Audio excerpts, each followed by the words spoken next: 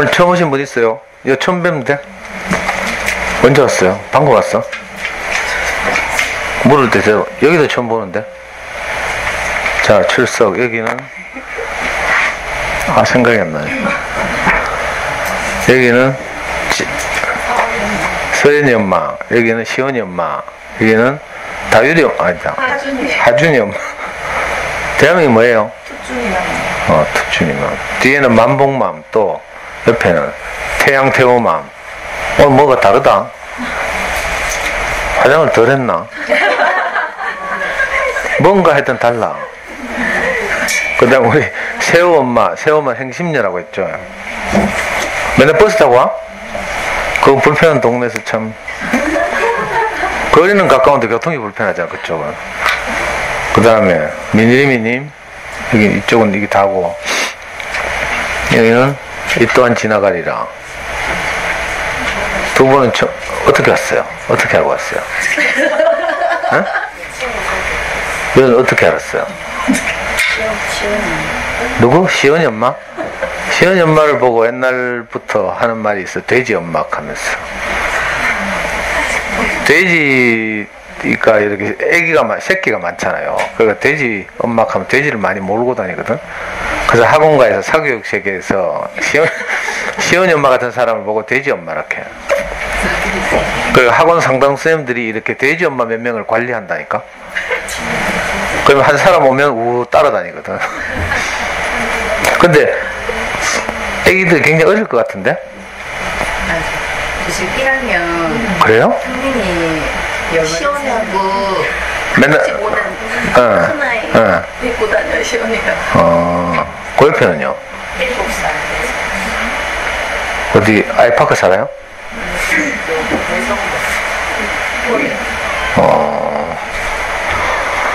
시은이 엄마가 발이 넓네. 그 다음 꽃돼지맘.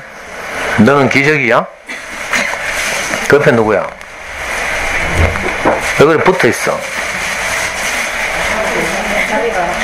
생명은 잘한다. 그 다음에 뒷줄은 누구야? 블랙스완. 미안해요. 1학년 팀 없어져서. 한 명이 안 한다 해가지고 내가. 그래 엄마가 책 열심히 읽어주면 돼. 꼭 뭐. 그 다음에 딸샘맘. 그 다음에 비움. 오늘 처음 오신 분은 누구 어떻게 하고 왔어요?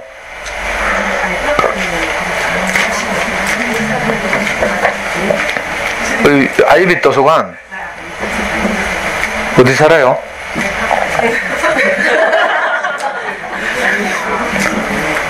그래? 아이고, 애기 몇 살이에요? 한솔 1학년. 또 뒷줄은? 봄날은? 월촌 다니다가 전화가 왔다는? 맞죠? 이제 기억하잖아. 그 옆엔 처음 본다. 몇 달 전에 왔어요. 누구 따라왔어요? 어디 살아요? 내가 이래 가까운 몇 달 만에 온다고? 그럼 오늘 두 번째다 이 말이에요? 애기 몇 학년? 6살 알았어요. 그 옆에는? 저도 처음이네? 아니에요. 몇 번 왔다고? 내가 전혀 기억이 없지. 대한민국 뭔데요? 아니, 누가 글 남긴 거 물었나? 대한민국 물었지. 뭐 찔리는 갑지.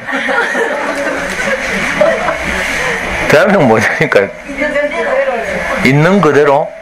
우와. 대한민국 좋다. 그 다음에는 다이아몬드님. 방금 온 거북이님하고 또 누구야 뒤에? 유정이 엄마. 그 다음에 그 뒷줄은 현정이하고 또 그쪽은 안쪽은 태기 엄마하고 뭐 새로운 사람 없어? 없어. 제일 뒷줄은 누구지? 어? 전 오랜만에 오신 것 같다. 어디 살아요? 뭐라고? 어? 도원초 1학년? 예. 사람이 하도 바뀌어가지고.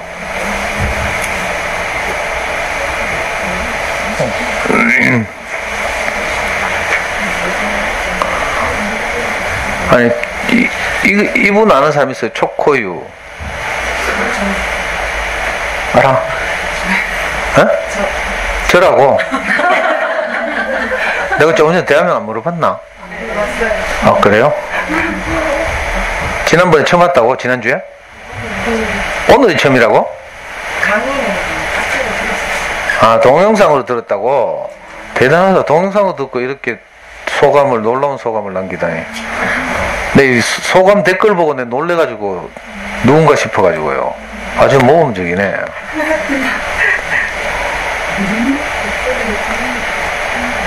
이거 봐, 길게 적었잖아. 길이가 긴 것도 있지만 내용이 탁월하다니까 한번 읽어봐.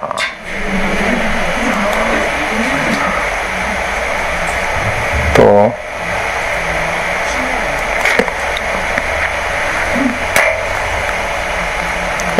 오늘 11월 마지막 주죠.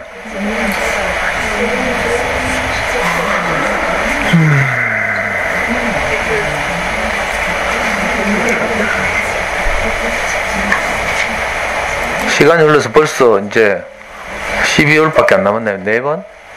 4번인 것밖에 안 남았죠.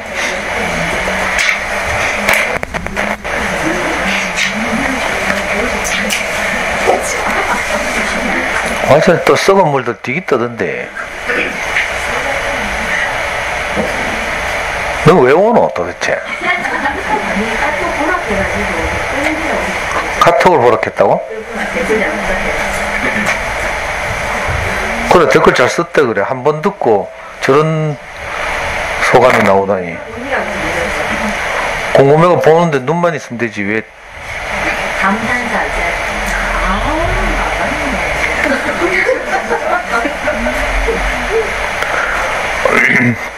뭐 알릴 말씀 없나? 어떤 엄마가 댓글 달았는데 보니까 이거 누구지? 이거 작년 겨울 방학 때, 작년이가 원래 초죠. 그러니까 1월 달에 처음으로 이제 방학 동안만 하는 수학 공부, 이걸 작년에 시도했었거든요. 왜냐하면 작년에 처음으로 제가 11월, 12월에 강의도 없고 한가해서 엄마들하고 하는 이거 수학 스터디 모임 했었거든요.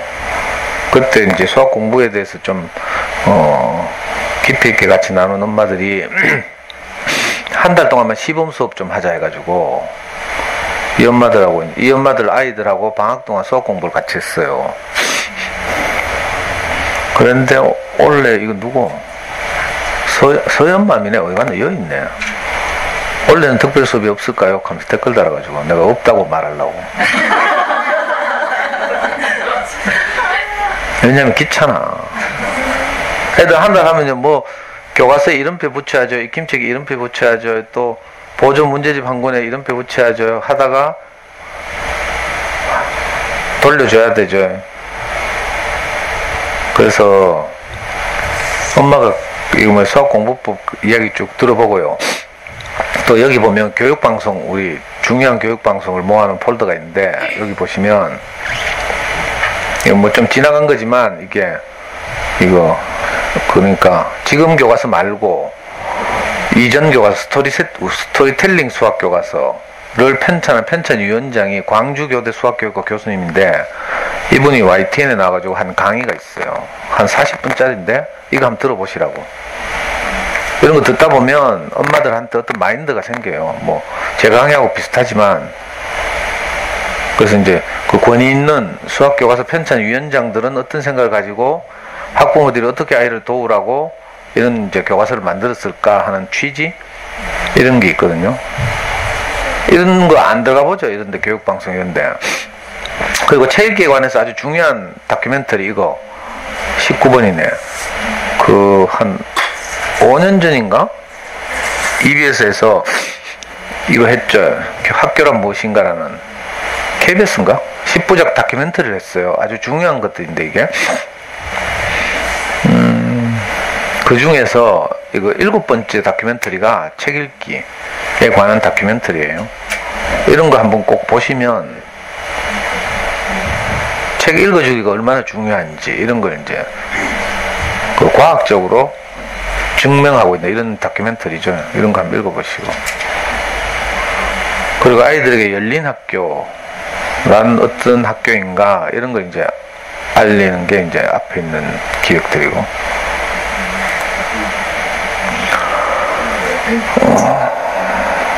12월 제가 달력이 없어서 근데 12월 그 넷째 주까지인가 강의하고 원래 강의는 종강합니다. 방학 때는 강의가 없고 내년 강의는 이제 특별한 제 변심이 없으면 3월 첫 금요일 내년 강의를 시작하고요.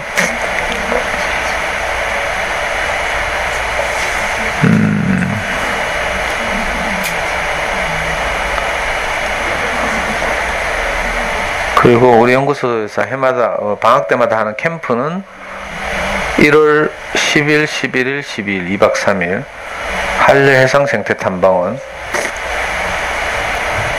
지난번에 보여드렸죠. 한려해상생태탐방원 한번 가보자.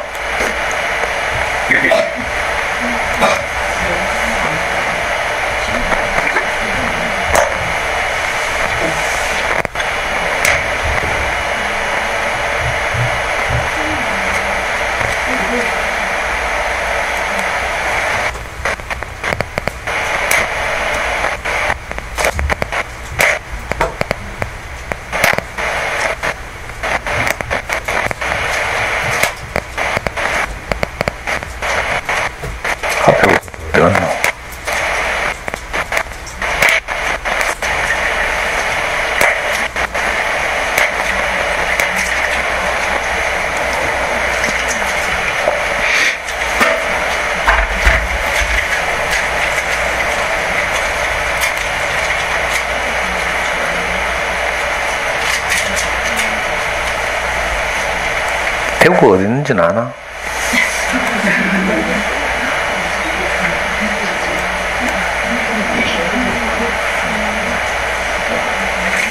한려해상생태탐방원이 여기 있어. 여기 A 여기. 자 확대하면 여기 바닷가에 있거든요. 여기서 하는 생태 탐방 프로그램은 하루 만에 하는 건요. 여기 연대도 하고 여기 무슨 만지도인가? 만지도 있죠. 연대도하고 만지도 사이를 잇는 출렁다리가 있어. 배를 타고 여기 가서 출렁다리를 건너서 이 연대도라는 유명한 그 모범 마을인데 여기 이제 해양 생태에 관해서 이제 체험하는 게 하루짜리 코스예요. 2박 3일짜리 코스는 여기 한산도 그 유명한 이순신 장군의 유적 한산대첩 알죠? 여기서 이제 한산도까지 왔다 갔다 하는 거 이걸 2박 3일 코스로 이렇게 하고 있더라고. 그리고 여기서 유명한 게 이제 일몰이죠. 일몰. 브로슈어 지난주에 보여드렸죠. 다시 한번 보자. 엄마들 가고 싶게.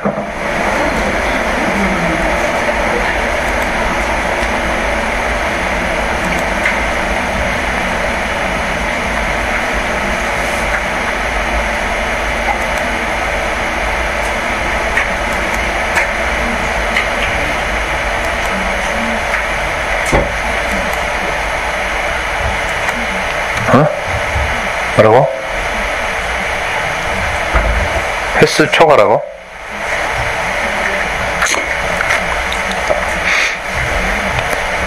됐고. 오늘 며칠이죠? 12월 4일이 무슨 요일이야? 12월 4일? 화요일. 다음 주 화요일? 네. 다음 주 화요일? 네. 그래? 다음 주에 우리 아들 발표네요. 빠르다. 벌써 제주도 로스쿨은 어젠가 발표고요. 오늘이 발표인가? 해서 이제 12월 4일 날 서울대 로스쿨, 12월 7일 날 연세대 로스쿨 발표거든요. 발표 결과에 따라서 이제 다음 주 강의가 달라집니다.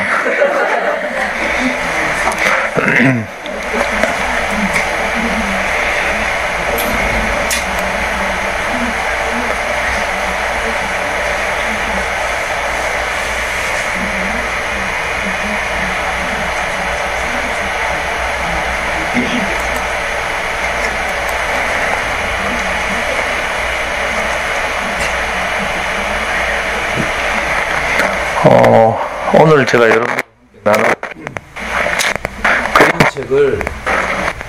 그림책을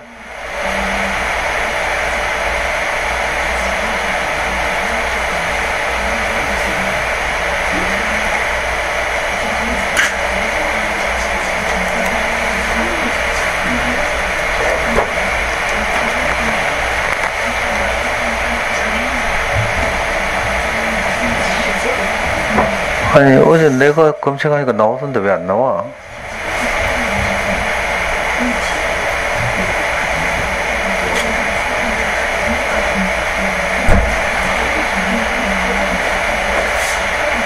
이건가? 맞네. 오늘 제가 이제 여러분들과 함께 나눌 그림책을 만든 회사가, 출판사가 이야기꽃이라는 출판사예요. 여기 이야기꽃에서 이 자기 출판사에서 만든 그림책을 가지고 달력을 만들었대. 이걸 판대. 탁상 달력인데 한 부에 10,000원씩. 우리 엄마들 중에 좀 부지런한 엄마들이 있으면요, 주요 출판사마다 11월 말에 이렇게 홈페이지를 돌아다니다 보면 무료로 달력을 줘.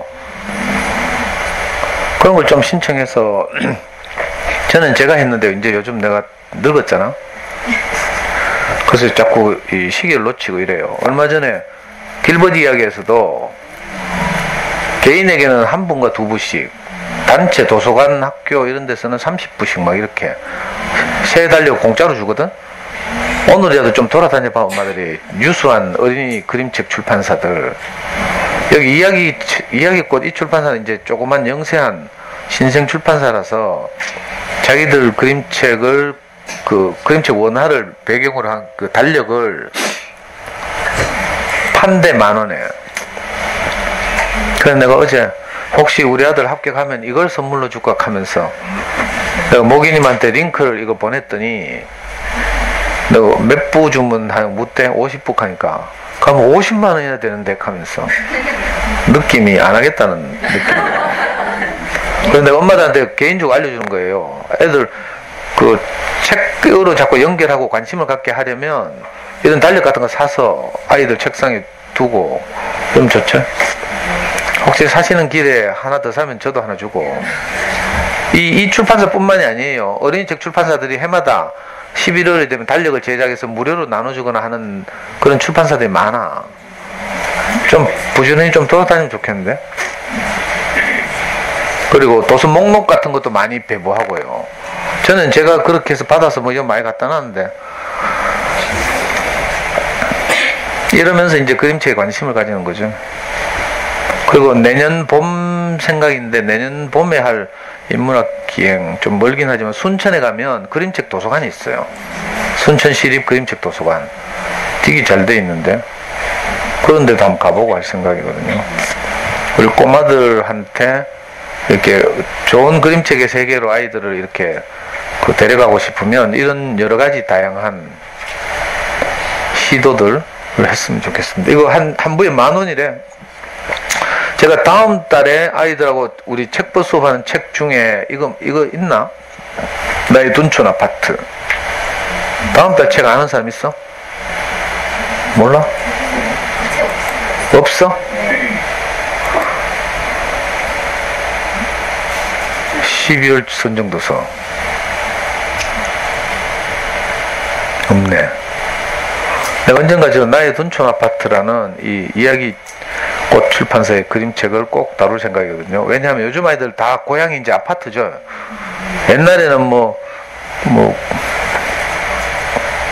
시골, 뒷동산, 또 우리 때는 또 골목길, 도시의 빈민가 골목길 이런 그 추억 어린 장소들이 있지만 요즘 아이들은 대부분 이제 아파트 출신이니까 나의 둔촌 아파트, 이것도 작가가 자기 어린 시절에 살던 이제 작은 아파트 이야기, 아파트 주변 이야기, 아주 정겹죠. 이런 그림들을 이 이야기꽃 출판사에서 만들었다. 그리고 내가 가져왔나? 최근에 이야기꽃 출판사에서 낸 이 두 권의 그림책인데요. 대추 하나, 이거 다 알지? 대추 하나 짧은 시 있잖아요. 장석주라는 시인이 대추 하나를 그냥 연걸었을 리 없다 하면서 이런 그 짧은 시에 이 그림을 이렇게 그려서 그림책으로 만들었거든요. 이런 류의 그림책들이 좀 있죠. 이게 완전히 작품이지, 소장할 만한 작품.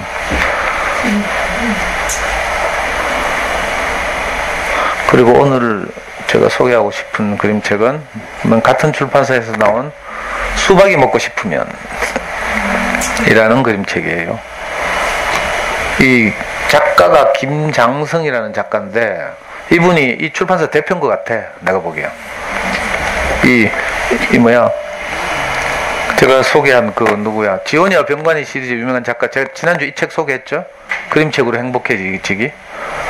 여기 읽다 보니까 이분을 소개하고 있더라고. 이분 첫 직장이 이 지원이와 병관이 아빠가 근무하던 출판사였대. 이 김장성 작가가 첫 취직한 직장이. 자기는 직장 상사였다는 거죠. 그래서 같이 일한 오랜 시간이 있었다 하고, 감성이 아주 풍부하고, 자기보다 더 뛰어나. 지금은 일러스트레이션, 또 그림책, 대학원 이런 데서 강의도 하고, 이런 유명한 분이죠.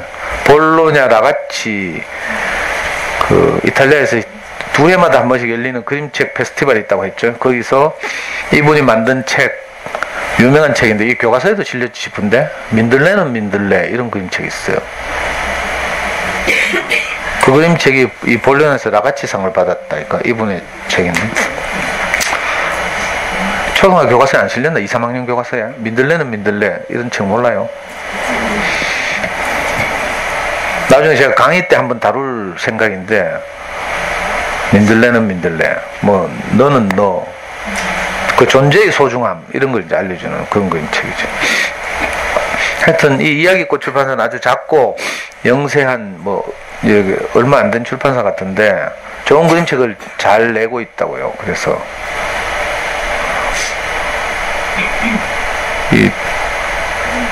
특별히 제가 부탁하고 싶은 게 꼭 이 출판사의 달력만이 아니라 여러 다양한 주요 출판사 가면 달력을 만들어서 무료로 배부하거나 하는 곳이 지금 좀 늦긴 했는데 보통 11월 달에 많이 무료 배부하죠. 혹시 유료로 판다 하더라도 관심을 가지고 이렇게 몇 부 사서 아이들 책상에 이렇게 두거나 1년 내에 그림책의 원화를 구경하면서 이렇게 아이들을 지냈으면 좋겠다.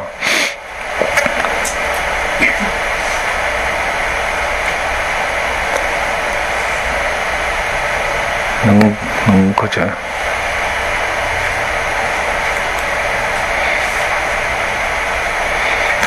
수박이 먹고 싶으면.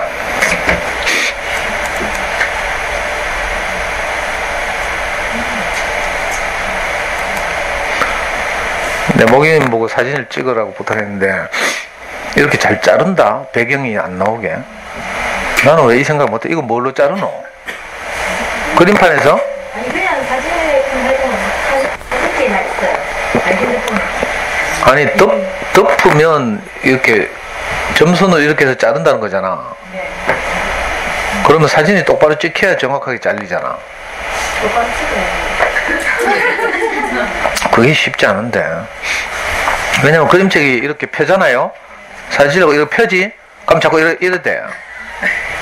사진 찍으려고 이렇게 해봐. 중간중간 가면 이게 봐. 이렇게 부품해지죠. 또 빛에 반사되죠. 뭐 복잡하다니까 이거. 이게 그림책 찍어가지고 보여주는 게 이게 저작권도 위반이죠. 뭐 다양한 어려움이 있어.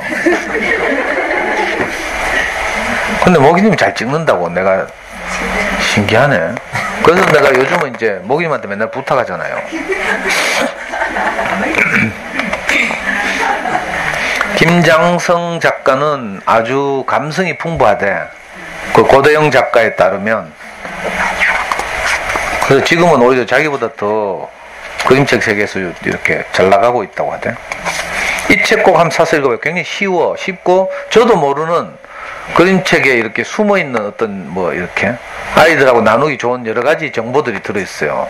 얇고 쉽고 특히 엄마들이 전혀 부담 없이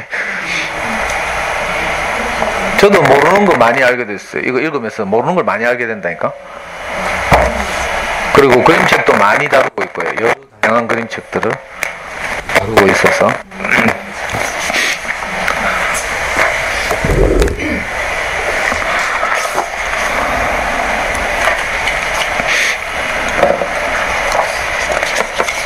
수박이 먹고 싶으면 이 그림을 그린 분은 아까 말한 대추 하나에도 그림을 그렸대요.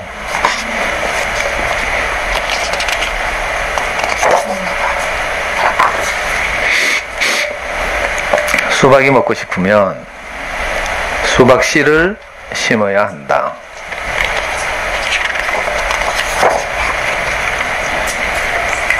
수박이 먹고 싶으면 겨울이 말끔히 물러간 밭에 수박만한 구덩이를 파고 삭은 퇴비와 참한 흙 켜켜이 채워 넣어야 한다. 거기 까만 수박씨 서너 개를 고이 누이고 흙이불을 살살 덮어주어야 한다.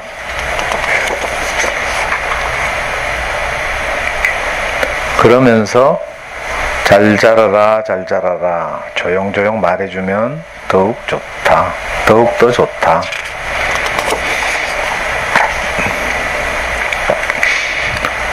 수박이 먹고 싶으면 수박 싹을 틔워야 한다.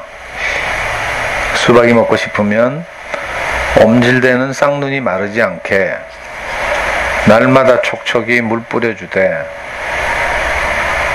뭔 소리고?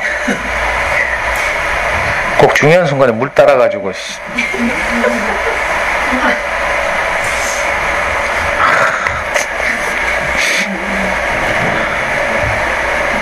이거 책의 대사가 이 시적이잖아요. 그래서 조용해야 돼. 가능한 피아노 배경도 좀 깔고 막 이래야지 지금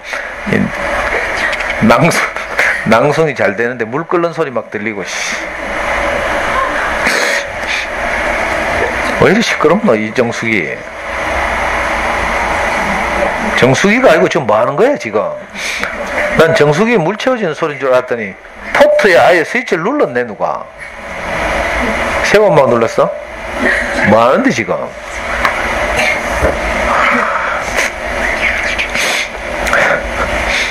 수박이 먹고 싶으면 옴질대는 쌍눈이 마르지 않게 날마다 촉촉이 물 뿌려주되 수박싹 제가 저절로 난 줄 알도록 무심한 듯 모른 척 해주어야 한다.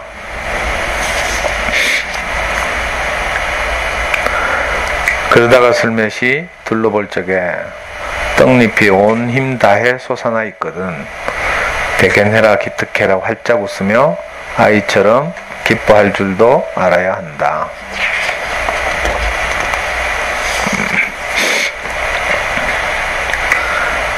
수박이 먹고 싶으면 수박 줄기를 키워야 한다. 수박이 먹고 싶으면 대개는 수박 싹 서너 개 중에 아무리 아깝더라도 두세 개는 솎아내어야 한다. 그리고 솎아낸 수박 싹이 슬프지 않게 남은 싹이 그 목까지 자랄 수 있도록 북돋워 주고 물 뿌려주고.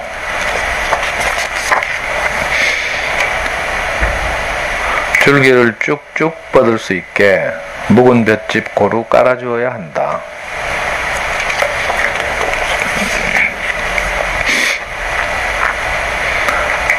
수박이 먹고 싶으면 수박 열매를 맺혀야 한다. 수박이 먹고 싶으면 줄기가 힘을 모을 수 있게 마디마다 돋는 곁순 똑똑 따주고, 벌나비 수박꽃에 날아들도록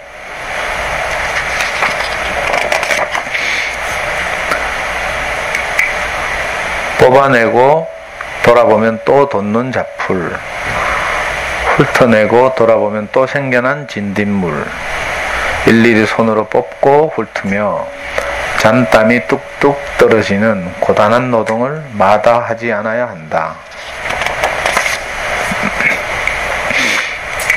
그러나 그러다가도 너무 지치거나 더위를 먹지는 않게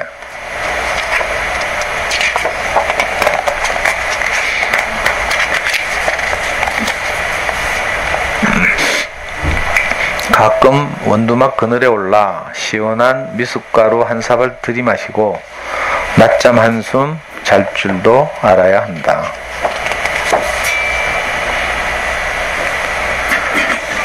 수박이 먹고 싶으면 수박이 익기를 기다려야 한다.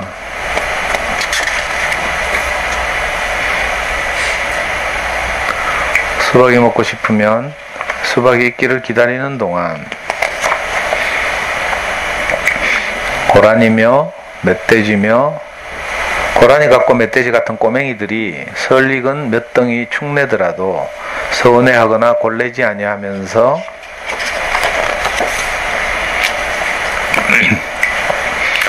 줄무늬 또렷해질까지는 기다려야 하고, 덩굴손 마를 때까지는 기다려야 하고, 꽃자리 우묵해질 때까지는 기다려야 하고, 중지마디로 통통 두드려 맑은 소리가 날 때까지는 기다려야 한다. 수박이 먹고 싶으면, 수박이 정말 먹고 싶으면 그렇게 심고 가꾸고 기다리고 기다리다가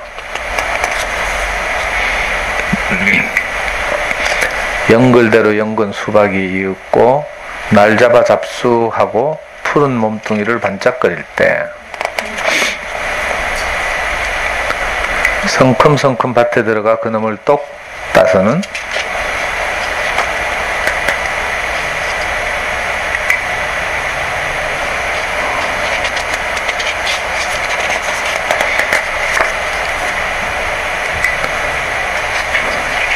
어이 이리들 오소.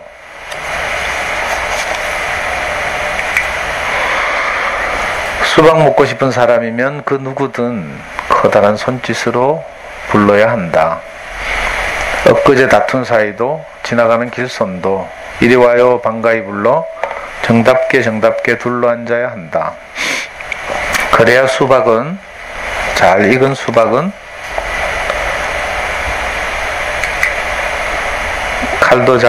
칼도 닿기 전에 쩍 제 몸을 열어 단물이 뚝뚝 듣는 붉은 속살을 아낌없이 나누어 주는 것이다. 한 시절을 고스란히 돌려주는 것이다.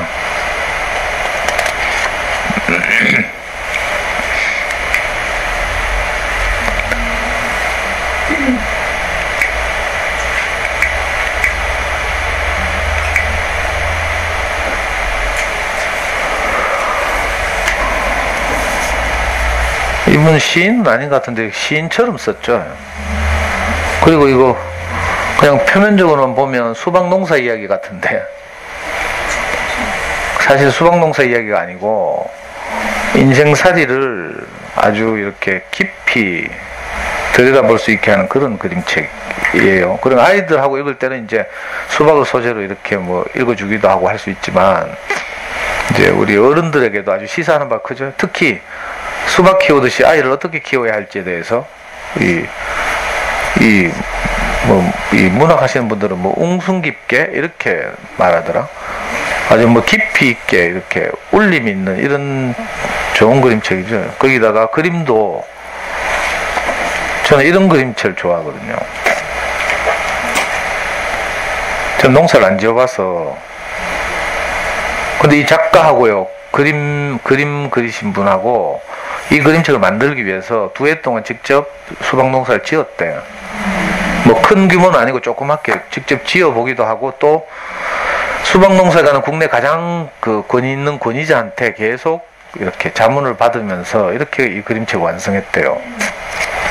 그림책 한 거 만드는데 그냥 쉽게 뭐 뚝딱뚝딱 되는 거 아니죠. 이번에 제가 알사탕이란 그림책 작년에 사서 강의도 하고 했는데 이번에 또 샀어요. 왜냐하면 이번에 나온 스페셜 에디션이라고 있는데 거기 보면 뒤에 그 알사탕이란 그림책 어떻게 만들었는지에 관한 제작 과정 이런 걸 이제 포함해서 스페셜 에디션 하면서 만들었더라고. 거기 보면 그 백희나 작가가 직접 그 알사탕에 나온 주인공 동동이 를 어떻게 그리고 이걸 어떻게 실물로 제작하고 어떻게 사진 찍고 뭐 이런 거 있잖아요. 그림 작가도 어떻게 처음에는 상상력을 모티브를 얻고 그걸 어떻게 또 구체화시켜 나가는지 이런 그 과정들이, 그림책 제작 과정들이 포함되어 있어가지고 이것도 이제 제가 이제 이렇게 저렇게 검색해보고 이러면서 이제 알게 된 건데, 직접 농사를 작지만 수박 농사를 지으면서 이 그림책을 만들었다 하고, 또 수박 농사에 가장 권위 있는 그 분에게 계속 자문을 받으면서 이렇게 이 그림책을 제작했대요. 뭔가 그냥 읽기만 해도 뭔가 이렇게 하여튼 우리로 하여금 이렇게 돌아보게 하고, 그렇죠? 뭐 좋은 이야기들이 많은데 이 좋은 그림책을 제가 읽으면서 한마디로 딱 요약하면 공짜는 없다 이거죠. 우리는 막 급하고 이러니까 막 결과를 빨리 얻고 싶죠. 아이를 키우는 과정에서도 마찬가지고 인생을 사는 것도 그런데 절대로 그럴 일은 없다 이거예요. 불교에서는 이걸 보고 내가 늘 말씀드리지만 인연설 또는 연기설 뭐 이렇게 불러요. 그 왜 불교의 가장 이제 큰 가르침 중에 하나가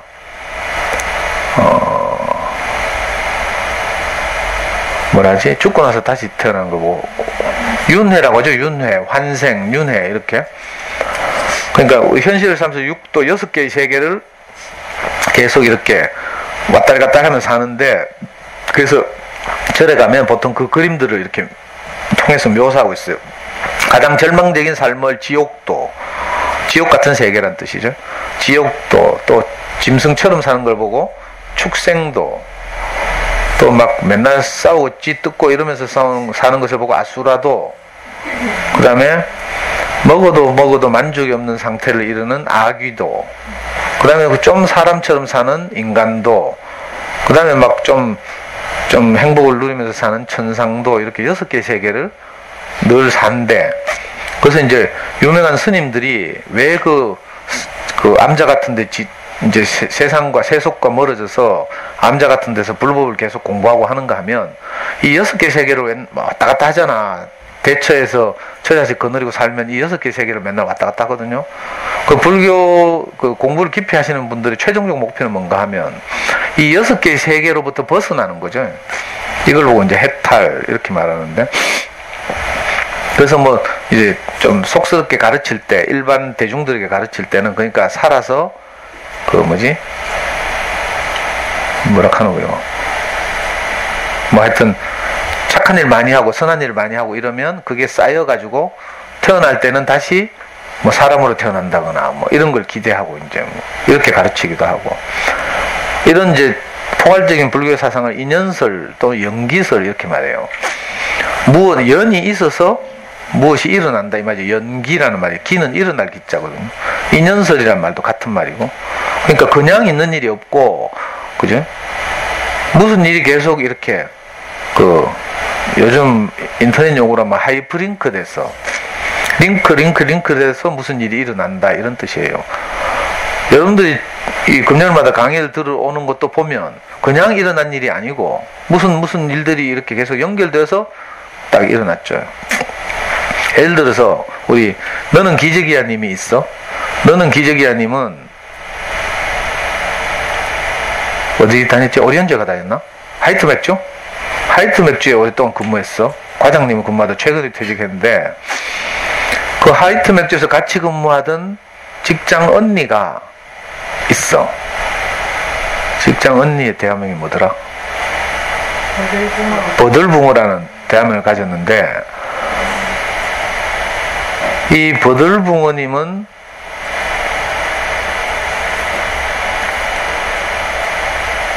아주 이제 소녀 가장으로 이렇게 자랐거든요. 집안이 어렵고 이래가지고 동생들을 자기가 돈 벌어서 키우고 이랬어. 그래서 고등학교 때 벌써 산업체 부설 고등학교 다니고 이랬거든. 집안이 어려서 고등학교 못 가고 일하러 다니면서 산업체 부설 야간 고등학교를 다녔는데, 그러니까 공부에 대한 갈증 이런 게 있을 거 아니에요. 그래서 나중에 방송통신대학을 진학했어. 방송통신대학 중국어과인가 진학했는데, 거기서 산적 같은 한 남자를 만났어. 이 산적 같은 한 남자하고 결혼했는 거라. 근데 이 산적 같은 남자는 대공고를 나왔어. 대공고 맞나? 대공고를 다닐 때 누구를 만났는가 하면 산적 같은 남자보다 훨씬 잘생기고 아주 점잖은 성격을 가진 한 친구를 만났어. 그 친구는 대공고를 나오고 또 무슨 학교 섬유과를 나와가지고 섬유회사에 근무하고 있었어. 그 섬유회사에서 직장 동료 여직원을 만났는데, 그 여직원하고 사내 결혼을 했어. 그 여직원이 모기님이야. 무슨 말인지 알겠어요? 계속 링크를 타는 거죠. 모기님이 어떻게 저를 만나냐면 생협 활동을 했거든. 성서 생협, 지금은 대구 생협인데 모기님이 생협 사무실이 저 성서에 그때 있어서 성서 생협, 성서 학부모회, 와룡 배움터 이런 단체들이 같은 공간을 쓰고 있었는데, 성서 생협에서 저를 불러서 거기서 강의를 매주 한 번씩 가서 1년 2개월을 하게 됐어요. 그때 생협 회원이니까 공지를 본 거라, 게시판에서. 그래가지고 저하고 만났어요. 벌써 많은 링크를 탔죠. 많이 생략했어요. 지금 어떻게 해서 대공고를 가게 됐는지 뭐 이런 거 이야기하면 길죠. 그러니까 이건 확률이, 우리 한 사람 한 사람이 만나잖아요. 이 확률이 굉장히 낮다니까. 알고 보면 배경 다르죠. 성경 환경 다르죠. 다 달라. 근데 희한하게 이렇게 그 연기가 일어나는 거죠. 뭐 어떤 이유로 계속 링크를 타고. 그래서 불교에서는 왜 옷깃만 스쳐도 인연이 더 소중하다 이 말이죠. 왜냐면 너무 낮은 확률이거든. 우리가 서로 알게 되고 이렇게 만나게 되고 하는 것도 쉬운 일이 아니에요. 그냥 우연히 있는 일이 아니고, 여러분은 여러분들대로 이런저런 이유로, 그죠? 이렇게 저렇게 살다가 결혼해서 또 이런 아이들을 낳고 아이들을 키우면서 고민도 하고 뭐 이렇게 하면서 자녀 교육에 관심도 갖고, 그죠? 그 사연을 이거 소설로 쓰면 전부 베스트셀러야. 저도 마찬가지고요. 근데 희한하게 이렇게 참. 그러니까 정말 그 사람이 상상할 수 없는 길로 이렇게 오는 거죠. 제가 제 스승을 만난 길도 그렇고요. 우리 목사님은 저 전라남도 끝에 있는 어떤 섬에서 태어났어. 그것도 우리가 잘 모르는 조그만 섬. 거기서 어떻게 그 파란만장한 인생을 살다가 대구로 오셨거든. 저는 저대로 부산에서 태어났어. 어떻게 해가지고 아버지가 노름해가지고 엄마가 아버지하고 살기 싫어가지고 대구로 도망갔잖아. 내하고 형을 데리고. 근데 아버지가 또 엄마를 찾아 대구로 올라왔다. 그래가지고 대구에서 살게 됐어. 뭐 이 확률이 굉장히 낮죠. 그러니까 우리 인생에서 일어난 일은요, 그냥 일어난 일이 없는 거라. 뿐만 아니라 뭐 만남도 그렇지만 이 수박을 수확하기 위해서 있는 많은 일들이 있잖아요. 오늘 이 그림책을 보니까 그것도 꼭 이와 같죠. 그냥 있는 일이 없고, 그죠? 우리는 막 학원에 돈 주면 애가 공부 확 잘할 것 같지. 그건 도둑놈 심보라. 공짜 바라는 거죠. 근데 아직도 많은 엄마들이 이렇게 생각하고 있다. 그냥 쉽게 학원비를 지불하고 어디 보내면 뭐가 막 무슨 큰 천지개벽이 일어날 것이다. 이런 이상한 기대를 하고 있어. 그러면 안 돼요. 그런 일 천지 없어. 그죠? 어릴 때부터 꾸준히 공부 습관을 잡아주고요. 또 말했죠? 유연자를 우리가 바꿀 수는 없으니까 후천적으로 좋은 환경을 만들어서 아이로 하여금 생각하는 힘이 자라도록 책과 친구가 되게 하는 작업. 이거 제가 늘 강조하잖아요. 요즘 그래서 전 아주 기분이 좋은 게 요즘 연구소의 흐름 중에, 그죠? 이게 하루 이틀 된 것은 아니지만 제가 이제 계속 이런 마음을 이야기하고 하니까 모기님을 비롯해서 많은 엄마들이 제 마음을 받아서 이제 요즘 보니까 맨날 애들이 책 읽고 있더라. 처음에 이게 꿈도 못 꾸던 일이에요. 이거 쉬운 게 아니라니까. 하루 이틀에 되는 게 아니고 엄마들, 이모들 전부 이렇게 책에 대해서 관심을 가지고 늘 좋은 어린이책을 우리가 준비하고 사고 새로 사기도 하고요. 또 책 가지고 수업도 하고. 그죠? 어느 날부터는 모기님이 수학 공부 시간에 애들 수학 공부를 멈추고 그림책 읽어주는 시간을 해가지고 저 안에서 맨날 꼬마들 데리고 그림책 읽고 이러더라. 그러면서 애들이 점점 재미있다는 걸 알게 되고요. 관심을 가지게 되고 이런 거야. 그래서 이제 지금 일반적인 흐름이 됐죠. 매일 아이들이, 엄마들이 와서 아이들에게 책을 읽어주고. 그러니까 이게 하루 이틀이 된 게 아니라니까. 꾸준한 이런 관심, 또 노력, 시도. 저도 우리 아이가 책을 좋아하게 된 데는요, 내가 12년 동안 어린 선생님 다녔다 했죠. 저는 아이가 책에 관심을 갖게 하려고,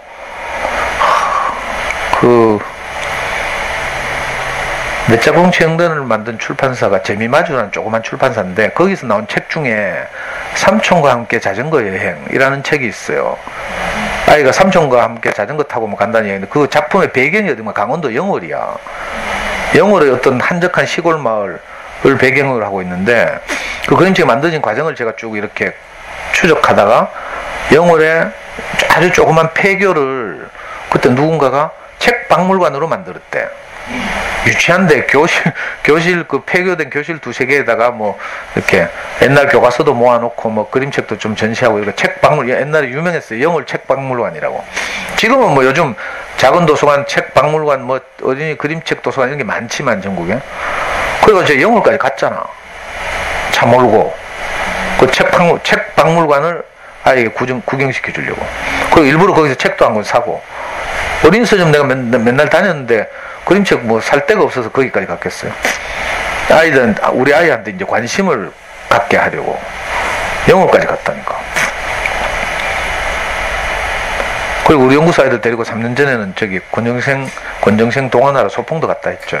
이제 한 3년쯤 지났으니까 내년 가을이나 뭐 한번 또 갈 생각인데, 이렇게 엄마들이 지속적으로 관심을 가지고, 그죠? 시간과 이런 걸 투자하고 이래야 이제 아이들이 이런 좋은 결과를 얻게 되는 거죠. 절대 공짜는 없어요. 우리 목사님이 우리한테 항상 가르친 것 중에 하나가, 그 사람들은, 아담은, 하나님을 떠난 사람들은 허황해진다는 거라. 왜? 옳고 그름이 우리 안에 들어서 그 우리 인생의 중요한 양식이 되죠. 그래서 우리가 살 때 보면 전부 기준이 옳고 그름밖에 없어. 그죠? 그 지식이 많이 들어오고 막 이런 거, 그럼 부풀려지기도 하고요. 그래서 뭐 젊은 사람들 사바락하면 전부 있잖아. 유명한 브랜드 프랜차이즈. 가맹비 비싸게 주고 막, 그 시내 훌륭하게 인테리어 꾸며가지고 막, 이래 시작한다니까? 그럼 얼마 안 가서 문 닫죠? 그리고 몇 억 날라가지? 젊은 남자들 보면 다 이런다니까? 뭘 시도할 때 보면. 우리 목사님 항상 우리한테 뭐라 했는 줄 알아요? 장사를 하려거든. 어떻게 하라고? 먼저, 그래? 뭐 상어 케첩 2개라도 갖다 놓고 그 위에다 뭐 과일 이렇게 얹어 놓고 하라는 거라. 그러면서 배우는 거죠. 그래가지고 이제 소비자들의 심리 이런 걸 잘 파악하고, 또 항상 오는 손님을 만족해 하기 위해서 뭐 하라고? 가장 좋은 사과부터 팔래. 내가 사과 장사를 한다면. 어떤 사람은 있잖아요, 좋은 사과 남기려고 꼭 멍든 사과 이런 거부터 판다. 근데 진짜 지혜로운 장사치는 항상 자기에게 있는 물건 중에 가장 좋은 것을 손님에게 권한다는 거야. 그럼 그 손님 어떻게 생각했어요? 아, 저 사람은 내게 항상 가장 좋은 것을 파는구나, 이렇게 되는 거죠. 그거 팔고 나면 이제 남은 사과 중에서 또 제일 좋은 걸 다음 손님에게 팔고, 이렇게. 그렇게 하면서 이제 마음을 얻고 민심을 얻는 거죠. 그런 다음에는 어떻게 하라고? 1톤짜리 조그만 화물차를 사서 거기에 과일을 싣고 다니면서 확성기로 동네에서 떠드는 거지, 이제. 이러면서 또 장사에 대한 경험을 쌓고, 그래가지고 돈이 좀 모이면 그 다음에 이제 동네 제일 구석대기에 몇 평짜리 조그만 가게를 얻고, 이렇게. 처음부터 허황되게 막 가게 얻고 인테리어 세련되게 하고 막 이렇게 하는 게 아니래. 인생살이에 대해서 제가 이제, 저는 진짜 허황된 사람이거든요. 왜냐하면 지식이 들어오면 그렇게 돼. 아는 게 많아지고, 뭐 똑똑해지고, 내가 아는 것이 다다 옳다, 이런 생각이 들면, 항상 막 사람이 자기 수준 이상으로 부풀려져 있죠. 저도 많이 부풀려져 있었어요. 나는 꼭 무슨 여의도나 청와대에 가 있어야 되는 사람인 줄 알고. 그렇게 생각하고 살았다니까, 진짜. 내가 자주 이야기했죠. 지금 행정안전부 장관하는 김부겸 장관한테 내가 부겸이 형이라고 불렀거든. 같이 일하면서, 운동권 하면서. 책상 집어 던지고 이랬어. 그 형들은 항상 정치가가 되려고 호시탐탐 기회를 노리고, 우리는 순수한 운동권 출신이니까 우리나라의 민주주의가 어떻고 이런 원칙적인 이야기하고. 근데 이해찬하고도 한 공간에 있었다는 이야기 했어요. 이해찬 37살 때 내가 했나? 근데 제야 운동권 출신들이 처음으로 이제 선거에 출마하던 시기였는데, 그래서 신동아라는 월간 잡지에서 좌담회를 했다니까. 그때 이해찬을 비롯해서 몇 명이 그 좌담회에 참석을 했어. 대구에서는 내가 늘 모시고 있던 이강철 씨라고 대구 운동권의 대부인데, 이분이 그 좌담회에 출연하게 됐어요. 그 신동아 사무실에 가서 모여서 이제 토론하는 거죠. 근데 저는 이강철 씨를 모시고 있었으니까 그 배석한 거지. 그때 이해찬 37이었다니까. 내 28인가? 그런 적도 있고요. 그때 사회를 본 사람이 누군가 하면 안병영 연세대 경영학 연세대 교수인데, 그때 40살이었어. 그 자담의 사회를 봤거든. 나중에 이분이 교육부총리를 했어. 근데 유명한 사람들은 많이 놀았다니까. 지금은 돌아가셨지만 통일을 상징적으로 그 늘 주장하던 문익환 목사님이라고 있어요. 문익환 목사님 집에도 갔다니까. 또 백기환 선생이라고 알아요? 새내기란 단어를 처음 만들고 뭐 이런 백기환 선생, 그 서울의 통일문제연구소라고 하는데 거기도 내 직접 찾아갔다니까. 물론 선배들 따라서 다녔지만, 이러다 보니까 마치 내가 뭐가 된 것 같은 거라. 부풀려져 가지고 유명한 분들 막 하고 같이 놀고 막 이러니까. 근데 나중에 보니까 어떻게 됐어요? 내가 함께 사는 우리 와이프 하나도 행복하게 하지 못하는 그런 현실이 딱 내게 딱 닥쳐온 거죠. 그때 내 바람이 다 빠졌잖아. 헛바람이 들어가지고 막 굉장히 나는 난데하는 이런 이상한 착각이 들었죠. 그 제가 그 헛바람이 다 빠지고 나서 내가 그 함께 사는 내 와이프나 우리 아들도 행복하게 하지 못하는 사람이라는 걸 그때 알았죠. 그리고 나서부터는 이제 내가 새로 인생을 그러면서 이제 우리 스승을 만나서 인생의 지혜에 대해서 마치 이 수박 키우듯이, 이 수박 농사를 짓는 이 농부를 보니까 나 쭉 읽으면서 이거 내 스승이 자꾸 생각나. 저를 키우는 거 이렇게 키웠거든요. 기다리고 또 기다리고. 제가 사고도 많이 쳤거든요. 우리 목사님 만나고 나서 말씀을 들으니까 너무 좋은 거라. 그래가지고요, 저는 운동권 출신이라 싸우는 걸 좋아해. 말씀 드리니까 내 인생이 너무 행복해지고 막 내 자존감이 높아지고 이래가지고, 그때 초창기에 PC통신 초창기에 인터넷 생기기도 전에 PC통신 알아요? 모르지? 아나? 그때 한참 전도연하고 한석규 주연의 영화 접속이라는 영화가 나왔어. PC통신으로 채팅하다가 만나는. 근데 PC통신 초창기 멤버잖아요. PC통신 들어가가지고 그것도 기독교 동호회에 들어가가지고 있잖아. 내가 얼마나 설쳤는지 몰라. 그러니까 막 기독교 동호회가 박학 뒤집혀가지고요, 저보고 막 미친놈이라 하고 뭐 이단이라 하고 막 오만 찌랄 다 하고 막. 나 운동권 출신이니까 그런 거 뭐 빨갱이 소리도 들었는데 이단 소리 내가 못 듣겠어요? 그래가지고 너가 뭐라 하든지 나는 계속 거기서 했거든. 우리 목사님 알리고 막 이런 거 했어. 그러니까 사람들이 막 관심을 가지대. 그 실제로 광주에 사는 어떤 가족은 대구까지 찾아왔어. 우리 목사님 만나고 싶다고. 그런 일이 막 벌어지고 막 이러니까 그 기독교 동호회에서 놀래가지고 있잖아요. 우리 내쫓아내려고 공개 토론회를 제안한 거라. 그래가지고 그 기독교 동호회 측 정통 목사하고, 그죠? 그 감리교회 권사님 2분하고 우리 교회 대표 2명하고 공개 토론을 했잖아, 서울에서.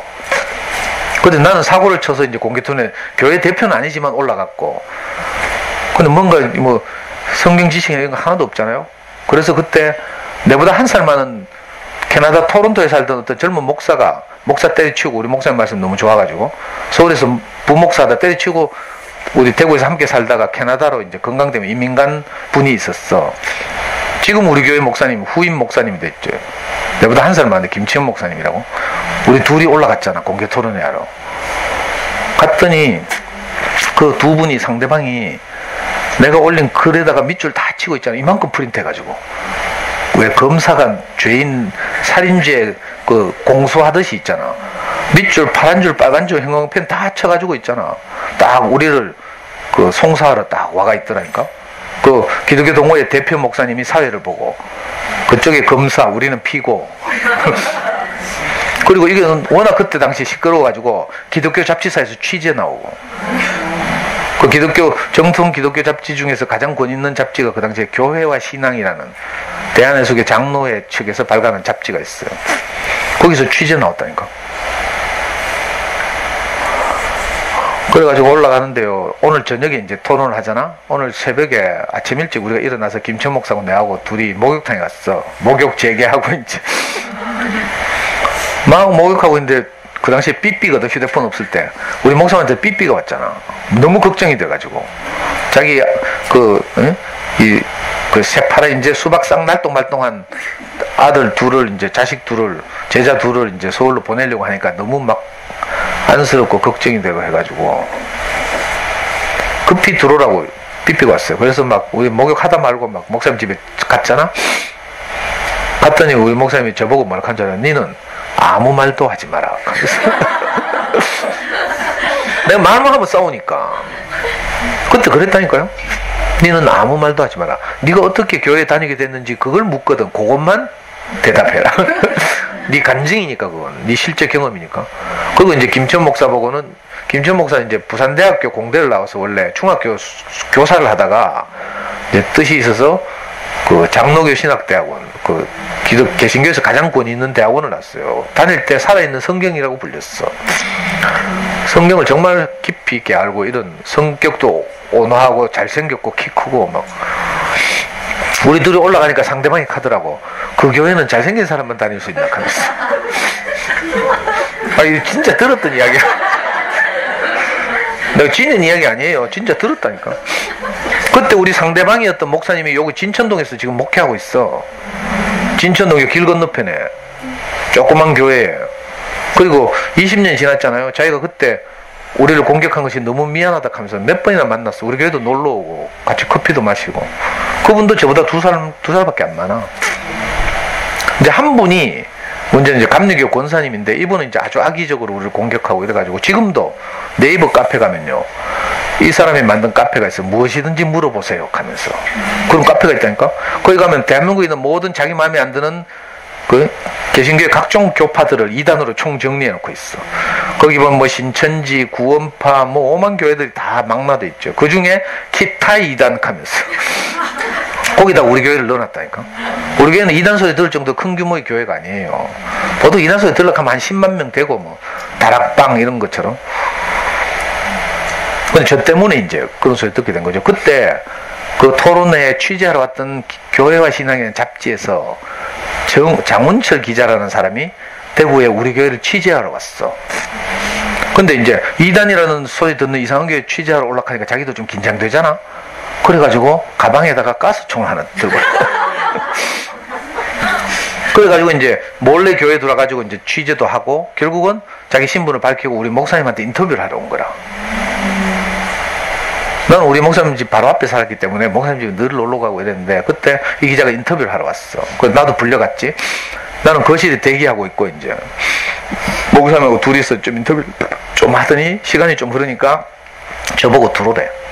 그 들어갔다. 그 기자하고 목사님하고 대화하다가 왜 들어오라 했는가 하면, 이 기자가 하는 말이, 그 목사님은 그렇게 세상을 시끄럽게 하고 이럴 의사가 없는데 자꾸 시끄러워지니까, 기자가 그러면 그 김상도라는 형제가 하는 짓을 말리면 되지 않습니까? 이렇게 이제 기자가 우리 목사님한테 질문을 한 거라. 그랬더니 목사님이 내보고 들어오라 한 거라. 그리고 기자하고 내하고 있는 데서 뭐라고 말하는가 하면요, 나도 이렇게 시끄러운 일이 일어나지 않았으면 좋겠다. 하지만 이 일을 통해서 이 김상도라는 어린 형제가 계속 변화하고 있다. 그래서 나는 하나님이 이 형제를 어떻게 인도하시는지 지켜보고 잠잠히, 이렇게 말하는 거야. 그러니까 손대지 않는 분인 거지. 한 번도 나를 가르치거나 지적하거나 책망하거나 이런 적이 없어요. 25년 됐잖아 벌써. 이 농사 짓는 농부들이 온 마음으로 이렇게 그죠? 뭐 이 그림책에 나오는 것처럼 시적절하게 그죠? 지혜롭게 모른 척하기도 하고요. 때로는 모른 척 해야 되는데 우리 아이들 키우면서 있잖아요. 애들 다 거짓말 하잖아. 근데 무슨 수사관처럼 막 추궁하고 막 이러면 애들 갈 길 없어. 그럴 때 때로 모른 척 해야 돼요. 많이 거짓말이잖아 우리 경험으로 볼 때. 근데 지는 살려고 거짓말 하거든. 이거 내가 그랬다고 말하는 순간 엄마한테서 불벼락이 떨어질 게 뻔하잖아요. 그러니까 애들은 살려고 들통날 거짓말이지만 계속 한다니까. 또 한 번 거짓말을 뱉고 나면 어떻게 돼요? 그 거짓말을 커버하기 위한 거짓말을 계속 추가해야 돼. 제 거짓말한 이야기 했어요? 요즘 엄마들 잘 모르지. 제가 군대를 갔는데요. 저는 이제 검정고시 하다가 2해 늦게 갔어, 대학을. 그래서 원래 79학번으로 대학에 입학해야 되는데 실제 제 학번은 81학번이에요. 지금 뭐 돌이켜볼 때 79학번이나 81학번이나 무슨 그게 그렇게 중요해. 근데 그 나이 때는 2해 늦게 들어간 게 되게 창피하고 쪽팔리고 막 재수만 해도 뭔가 좀 찝찝하고 이렇잖아요. 그래가지고 1학년 다니다가 저는 바로 군대로 갔어. 근데 이상하게 내게 그게 쪽팔린 거라. 1학년 밖에 못 다녔다는 사실이. 그 군대에서 이제 논산훈련소에서 훈련을 받고 자대에 배치를 받았는데 자대에 가면 바로 이제 저걸 써요. 그 개인 무슨 이거 있잖아요. 프로파일 조사서. 애들 학년 바뀌면 왜 가정환경 조사서 쓰듯이 조사서 쓰는데 뭐 학력 이런 거 써야 되잖아. 그럼 뭐 중학교 검정고시, 고등학교 검정고시 쓰고 대학을 쓰는데 내가 그만 거기서 약간 창피하다는 생각이 들어가지고 2학년 다니다 왔다 이래 쓴 거라. 근데 이게 굉장히 문제가 된 것이 그 당시에는 대학에서 1학년, 2학년 때 교련 수업이라는 게 있어. 교련을 1년 이수하면 군 복무를 한 달 반 감축해. 2학년 교련 수업을 다 이수하면 3개월을 복무기간이 단축돼. 나는 2학년 다니다 왔다 했잖아. 그럼 1학년은 교련을 받은 게 되는 거라. 그럼 한 달 반을 일찍 제대를 시켜야 돼. 그래서 국방부에서 계속 경북대학교에 내 교련 이수 확인서를 요구하는 거라. 아무래도 교련 이수 확인서가 경북대학교에서 오겠어요? 교련 수업 받은 적이 없는데. 그러니까 제가 휴가 나갈 때마다 하는 거라. 네가 대학교 찾아가 봐라 하면서. 이상하다 하면서. 네가 그래서 수작업으로라도 띄웠나 하면서. 거짓말 한번 해놓으니까 있잖아요. 계속 거짓말을 하고. 사실은요 제가 대학을 다니면서 데모를 해가지고 교련 학점을 다 날렸어요 하면서. 계속 거짓말을 못하고. 결국은 남들은 교련 수업 받은 애들은 다 석 달씩 한 달 반씩 일찍 전역하는데 나는 만기 채우고. 그러니까 군대 3년 동안 그것 때문에 찝찝해가지고요. 늘 그랬다니까. 그러니까 내 애들 거짓말하는 게 너무 이해가 돼. 지대로는 살려고 뭐 하여튼 어떤 이유로든 간에. 그런데 때로는 모른 척 해야 되잖아요. 여기 수박농사를 지으면서도 그죠? 때로는 무심한 듯 모른 척하고 등 돌리고 있고 그죠? 또 낮잠도 한숨 자고 기다려주기도 하고 엄마가 매일 막 아이들 막 쫓아다니면서 일거수일투족 막 학원을 제 시간에 갔는지 막 학원마다 전화하고 막 이렇게 하면 진짜 애들 숨 쉴 그게 없죠. 그래서 사실은 이거 수박농사 이야기가 아니고 자녀교육 이야기라니까. 우리가 아이들을 어떻게 대할 것인지 그리고 또 더 깊이 보면 인생 사는 이야기고요. 저는 만약에 제 스승이 저를 가르치려고 했으면 금방 튀었을 거라. 내 성격도 그렇고요. 저는 뭐 무조건 노 하는 사람이거든. 저는 평생을 살면서 한 번도 예스 해본 적이 없어요. 방골기질. 어릴 때부터 사는 것도 그렇게 불황아처럼 살았잖아요. 학교 못 다니면서 양아치처럼 진짜 살았거든. 나는 어릴 때 우리 모교회가 대구 비산동 교회인데 비산동 교회 다닐 때요. 나는 항상 바지를 걷어가지고 무릎까지 걷은 다음에 신발은 항상 조리 신고 다녔어. 교회를 가는데. 솔직히 말하면 너무 가난해서 제대로 입을 옷이 없기도 했고. 그죠? 그래도 조리는 너무 하잖아? 근데 이상하게 나는 뭐 하여튼 그게 개의치 않았어요. 그러니까 양아치였지 완전히. 그리고 중고등학교를 못 다녔는데 내가 학생회를 갔다니까?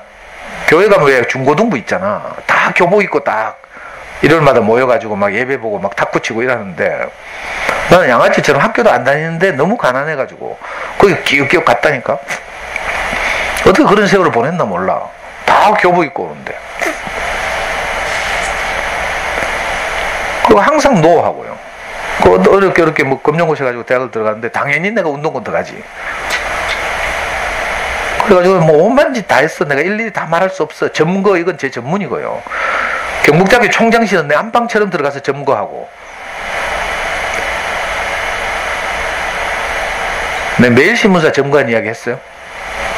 매일신문사 근데 점거했다가 매일신문사 3층이 편집국이거든. 저 계산성당 옆에 옛날에 매일신문사 있었어. 거기 점거하니까 막 경찰들이 다 포위하고 있잖아. 막 우리 뛰어내릴까 봐 매트리스 밑에 막 깔고 막 찌랄을 다 했고. 경찰 버스에 화염병 던지고 이런 거. 미국 문화원 그 삼덕동에 경대 의대 근처에 미국 문화원이라고 있어. 미문화원. 미국의 그 문화나 이런 걸 이제 홍보하고 여러 가지 좋은 프로그램을 하는 곳인데 우리가 하도 화염병을 던져가지고 없앴잖아. 그 요즘 그 만천동 가면 영어 학원 이름이 미문화원이더라. 그 사기야 사기. 미문화원이란 그죠?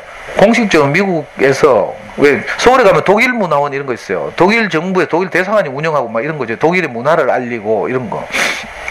진짜 미문화원은 그런 곳인데 하도 우리나라에서 그때 이제 특히 주사파를 중심으로 미국 물러가라고 막 데모하고 막 분신하고 막 이래가지고 미문화원이 아예 철수했다니까.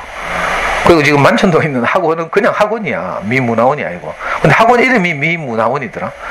그러니까 엄마들이 솔깃해가지고 막 그거 보내고 막 이러대. 이야기가 이상한 데로 갔네.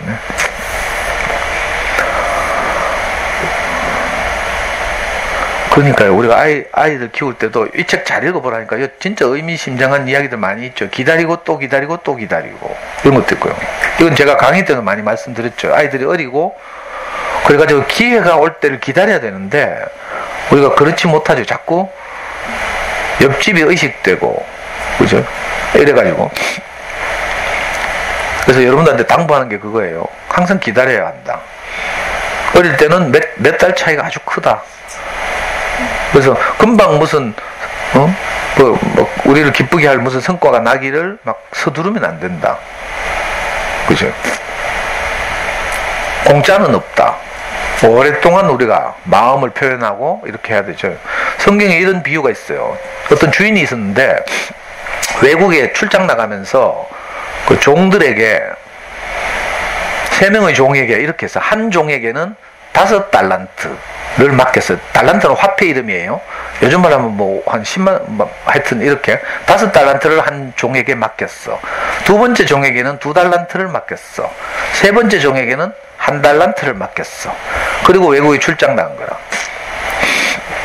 근데 이 종들이 이제 자기들한테 이제 뭘 맡겼잖아요. 그러니까 이 5달란트를 이 받은 종이 생각하기를 우리 주인이 그죠?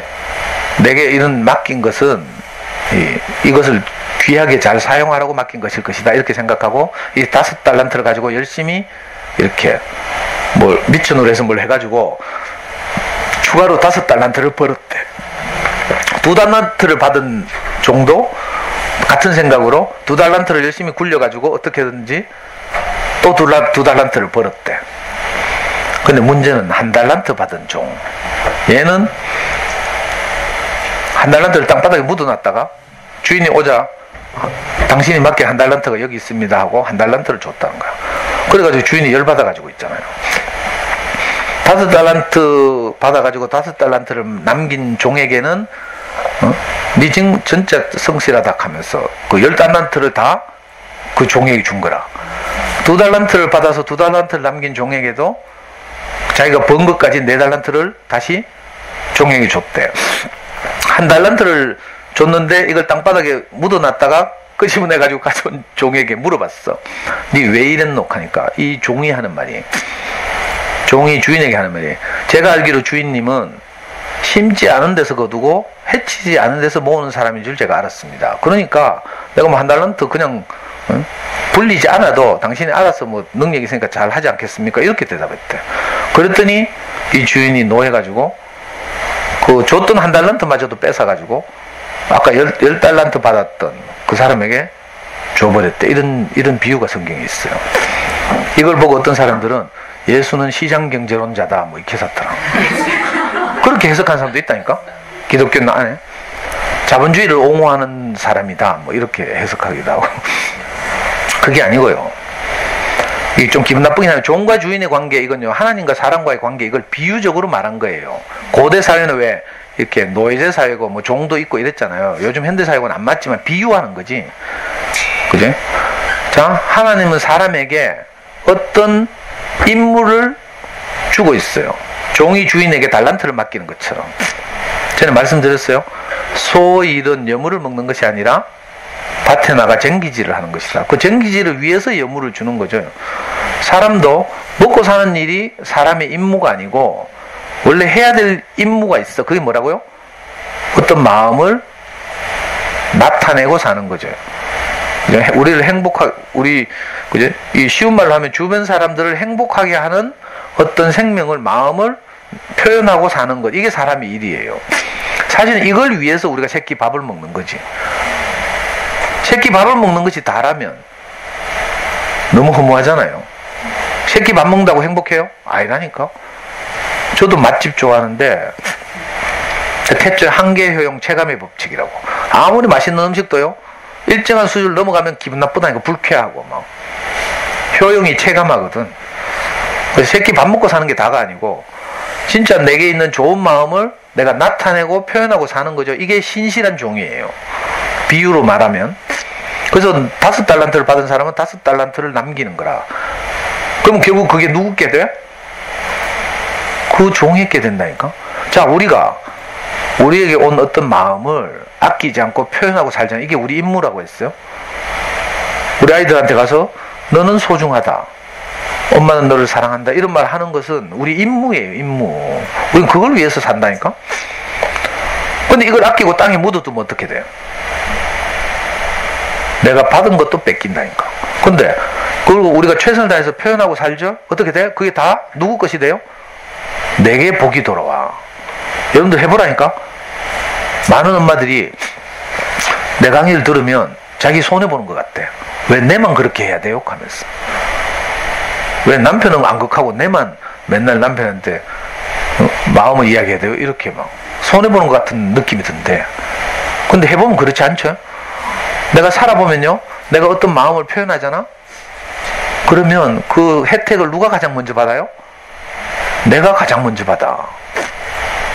내가 따뜻한 말을 하잖아요?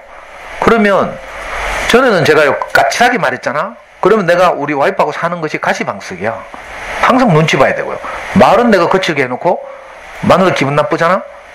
그러면 그 기분 나쁜 것이 가시처럼 내게 이제 돌아오는 거죠. 그래서 내가 항상 고함은 내가 지르고 눈치도 내가 보고 이래 살았다니까. 불편하죠. 함께 사는 것이 행복하고 안식하고 뭐 이런 집이 아니라 항상 긴장하고 눈치 보고 또 내가 뭐 잘못한 게 없나 싶고. 우리 와이프는 또 찔찔 짤죠. 와이프 울면 어떻게 돼? 내가 진짜 불편하다니까. 이상한 일이 벌어져요. 근데 내가 이제 좋은 말을 표현하기 시작했잖아요. 그죠? 그러면 어떻게 해? 내게 돌아오는 것이 너무 따뜻하고 편안하고. 그죠? 이번에도 지금 우리 와이프 저가 있잖아. 우리 아들하고 어디? 캄보디아 가 있어. 그래가지고 뭐 거기서 뭐 호텔에서 수영하는 사진, 그거는 뭐 무슨 호텔이 막 우리 아들 혼자서 큰 수영장에 수영하고 있더라. 그런 호텔이 있나 진짜? 아니면 손님이 없어 지 혼자 수영하는지 몰라. 왜 그런데 물가가 쌀 거 아니에요. 그래서 얼마 안 주고도 좋은 호텔 쓰나 봐. 그리고 막 거기 가서 엄마가 우리 애가 전에 아파트 했죠. 연세대 면접 바로 가기 전에 아파트 했잖아. 그게 저거야, 독감이야, 독감. 그러니까 타미플루 처방받았거든. 우리 와이프 가서 그거 간호하면서 전염됐어. 문제는 우리 와이프는 캄보디아 가서 아픈 거라. 그래가지고 우리 아들이 뭐 엄마 뭐 그래 간호해주고 뭐 이마에 막 그 이 뭐야 손수건 이래 물에 적셔가지고 얹어주고 막 이랬대. 그런 이야기 막 이렇게 카톡방으로 이렇게 하길래 저도 이제 좋은 말을 계속 했죠. 아들도 참 장하고 당신도 참 우리 아들한테 이렇게 잘해서 고맙다 하고 막 하니까 바로 우리 와이프한테 좋은 말이 나오잖아. 당신한테도 고마워 여보 사랑해 하면서. 그렇다니까. 좋은 말이 뿌려지면요 좋은 것을 내가 가장 먼저 수확하게 돼. 그 내가 손해보는 일이 아니라, 뭐 내가 맨날 그런 말 해야 되고 남편은 뭐 지멋대로 하고 뭐 이렇게 생각하면 그게 아니고 내가 행복하고 말해보면 알아 이거는. 내가 뿌듯하고 아이한테요. 엄마는 어떤 경우에도 너를 사랑한다. 너는 부족하지 않다. 이런 말을 표현해봐요. 그러면 내한테 가장 먼저 뿌듯함이 돌아온다니까. 내가 그런 말을 할 수 없었던 사람인데 어떻게 내가 이렇게 그죠? 사람 구실을 하고 사는지에 대한 깊은 만족 이런 게 와요. 수박농사를 짓잖아. 누가 가장 만족하겠어요? 수박 사먹는 소비자가 아니고, 그죠? 1년 동안 수고해서 그 잘 익어서 쩍 벌어지는, 그죠? 그 수박을 수확한 농부가 가장 먼저 기쁨을 느끼죠. 이상한 일이에요. 그래서 절대 손해보는 일이 아니에요. 저는 해보니까, 저는 그렇지 않고, 저는 항상 누가 내게 먼저 잘해주기를 기대했지. 근데 아무도 내한테 잘해준 놈이 없어. 했죠. 우리 목사님이 우리한테 한 말 중에 아주 중요한 말인데, 이 세상에 아무도 너를 위해서 살아줄 존재는 없다. 부모님 외에는 없다. 근데 우리가 배우자를 보고 항상 그걸 기대하고 있다고. 배우자도 지를 위해서 사는데, 지가 필요해서 내하고 결혼했는데, 이걸 보고 에로스라고 하죠. 에로스. 사랑도 종류가 있다고 했죠. 그러니까 자기 필요에 의한 사랑, 이 남녀 간의 사랑으로는 에로스, 또 뭐 스승과 제자 간의 사랑 이런 거 필레오 이렇게 불러요. 사랑도 여러 등급이 있어. 등급하기가 좀 미안한데 사랑도 레벨이 있어. 종류가 있어. 그죠? 근데 아가페라는 게 있어요. 앞의 둘은 다 자기 본의의 사랑, 자기 필요에 의한 사랑. 남녀 간의 사랑은 자기 필요에 의한 사랑이에요. 그 필요가 끝나면 헤어지기도 하고 이런 거라. 근데 부모 자식 간의 사랑, 하나님과 사람 사이의 사랑, 이건 그렇지 않죠. 이걸 보고 아가페라고 해. 대가 없는 사랑, 헌신적인 사랑 이런 거죠. 사랑도 다르다. 그러니까 남녀 간의 사랑을 정확하게 봐야 되죠. 그죠? 그 여보 내 사랑해 이렇게 물으면 안 돼. 말했죠. 아가페가 없어 우리 남편에게도. 아니 우리 와이프에게도 마찬가지고. 우리 와이프 봐. 지 마음에 안 드니까 애까지 버리잖아. 저는 그때 그 상처가 지금도 커가지고요. 이번에 캄보디아 가고 나서도 계속 그 생각이 나더라니까. 둘이 너무 행복하게 지내는 게 너무 감사해서 눈물이 막 나. 왜냐하면 그때 우리 와이프가 내하고 사는 게 너무 절망적이라서 애를 버리고 갔잖아요. 그때 내가 한 행동 중에 하나가 모성애를 자극하는 거였어. 그래서 어떤 카페에서 내가 애를 우리 명예를 데리고 나가서 우리 와이프를 만났다니까. 설득하려고. 애가 불쌍하지도 않나 이런 취지로. 근데 우리는 그때 36달인가 이래가지고 아무것도 몰라. 오랜만에 엄마를 만나니까 너무 좋아가지고요. 그 카페에서 막 그때 어린이집에서 뭐 만들어 온 거 있잖아. 엄마한테 막 자랑하고 종이접기 한 거 자랑하고 엄마가 막 칭찬하고 이러니까 좋아가지고 막 그 카페를 계속 뛰어다니는 거라. 내 생각은 그때 애가 막 울면서 엄마를 붙들어야 되는데 엄마 가지 막 하고 이랬으면 좋겠는데 얘는 아무것도 몰라. 그러니까 막 카페 돌아다니다가 엄마 또 가쁘니까 뭐 낙동강 오래야 돼. 내가 그때 너무 상처가 컸거든. 얘는 아무것도 모르고 막 엄마 보고 싶어 하다가 막 그때 한 달 만인가 엄마를 만났는데 엄마가 또 애 버리고 가쁘니까 정말 여자들 냉정하대. 남편에게 희망이 없으니까 애도 눈이 안 보여. 애 걱정하는 옆에는 아직 살만하다는 뜻이라. 정말 절망적이 되면 애도 안 보인대. 근데 그때 상처가 너무 커서 그 후로는요. 우리 애가 어떤 여행을 가든지 난 안 가. 왜? 그때 엄마의 사랑을 충분히 받지 못한 것을 다 보상해주고 싶어가지고. 그 해외여행 가거나 뭐 서울 가잖아요. 난 안 간다니까. 물론 돈도 내까지 가면 돈도 많이 들지만 가면 엄마를 충분히 누리라고. 이번에도 캄보디아 가서 둘이 막 그렇게 간호하고 뭐 하면서 뭐 여행 다니고 수영하고 막 이렇게 하는 거 보니까 내가 너무 감사해서 지난날 생각도 나고.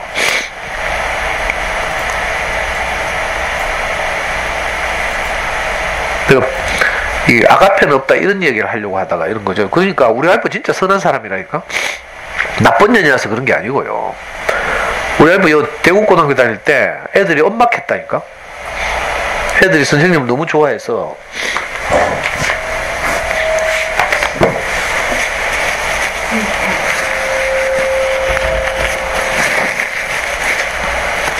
진짜 성품 좋고요. 저처럼 이렇게 까칠하고 이렇지 않아. 선한 사람이죠. 선한 사람. 그런 선한 사람인데도 그죠? 자기한테 너무 어려운 일이 닥치니까 희망이 없으니까 남편에게 희망이 없으니까 자식도 버리더라니까. 그게 우리예요. 할만할 때 애 챙기는 거지. 너무 냉정한 이야기긴 하지만, 그러니까 이걸 구분하라는 거죠. 네? 아가페는 우리에게 없는 것이다. 아가페를 가장 그래도 근접하게 느낄 수 있는 것이 부모가 자식을 사랑하는 거죠. 그것도 근데 한계가 있어요. 자기 생각과 다르고 자식이 어긋나고 이러면요, 원수되기도 하고 이래요. 그런 경우도 많이 있죠, 사실은. 근데 우리에게 이제 저도 사실 우리 며느리를 이렇게 대하는 것이 원래 제 천연적인 성격은 아니에요. 천연적으로는 저도 기준이 있고 경험도 있고 이러니까 누구보다 높은 카트라인을 가지고 있을 텐데 내게 다른 마음이 온 거죠. 이 아가페가 제게 온 거예요. 다른 데서 제게 공급된 거죠. 그러니까 이상하게 이 마음으로 이제 아이를 대해보니까 모든 것이 순탄한 거라. 소통이 일어나고요. 아니 애가 그래.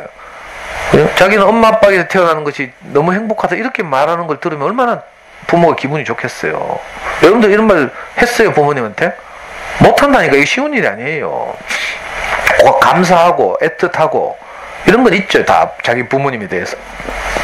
근데 정말 자기 안에서 행복이 우러나서, 그죠?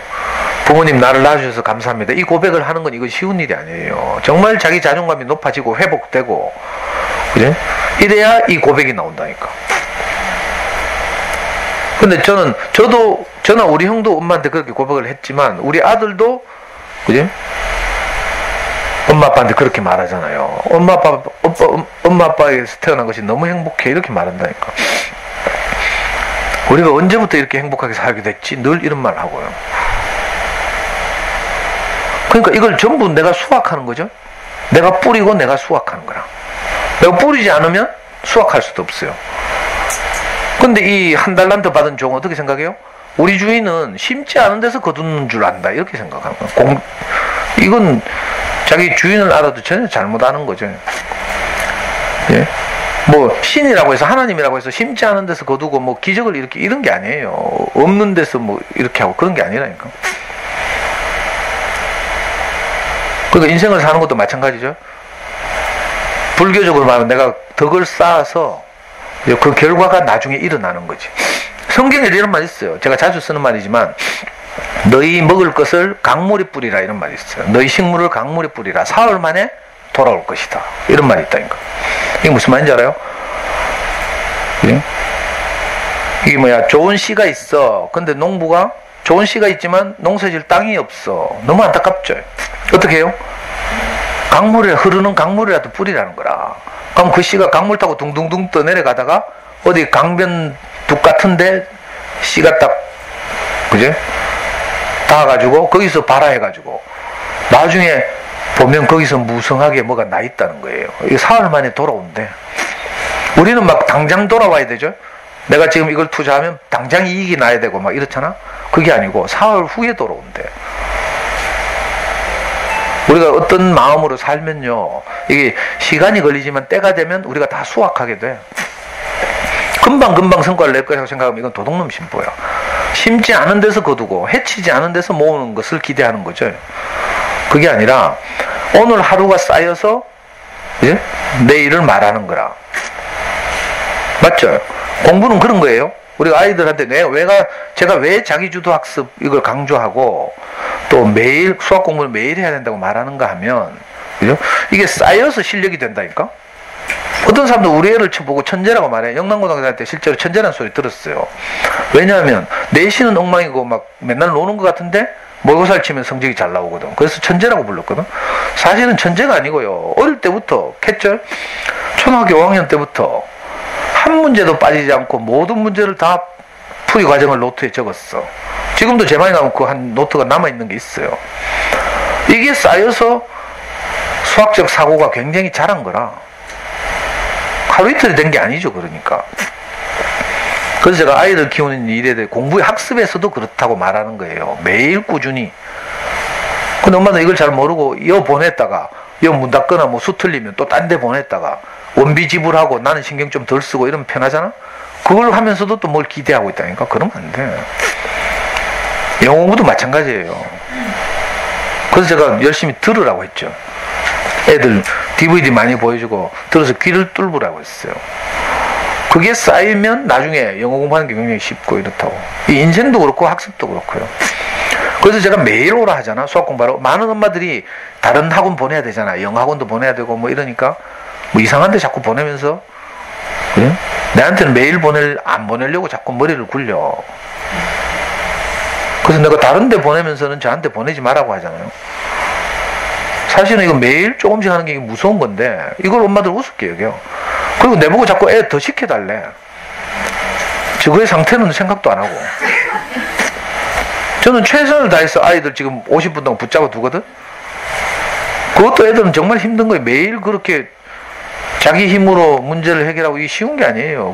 그 짧은 시간인 것 같죠. 굉장히 긴 시간이야. 근데 더 붙잡아서 시키라 하고 막 그것도 못해가지고 막 힘들어가 죽을락 하는데 근데 이게 차곡차곡 쌓여서 소위 말하는 자기 주도 학습 습관이 생기고요. 생각하는 힘이 자라고. 네? 책 읽어주는 건 정말 강물에 보리씨 뿌리는 것 같잖아요.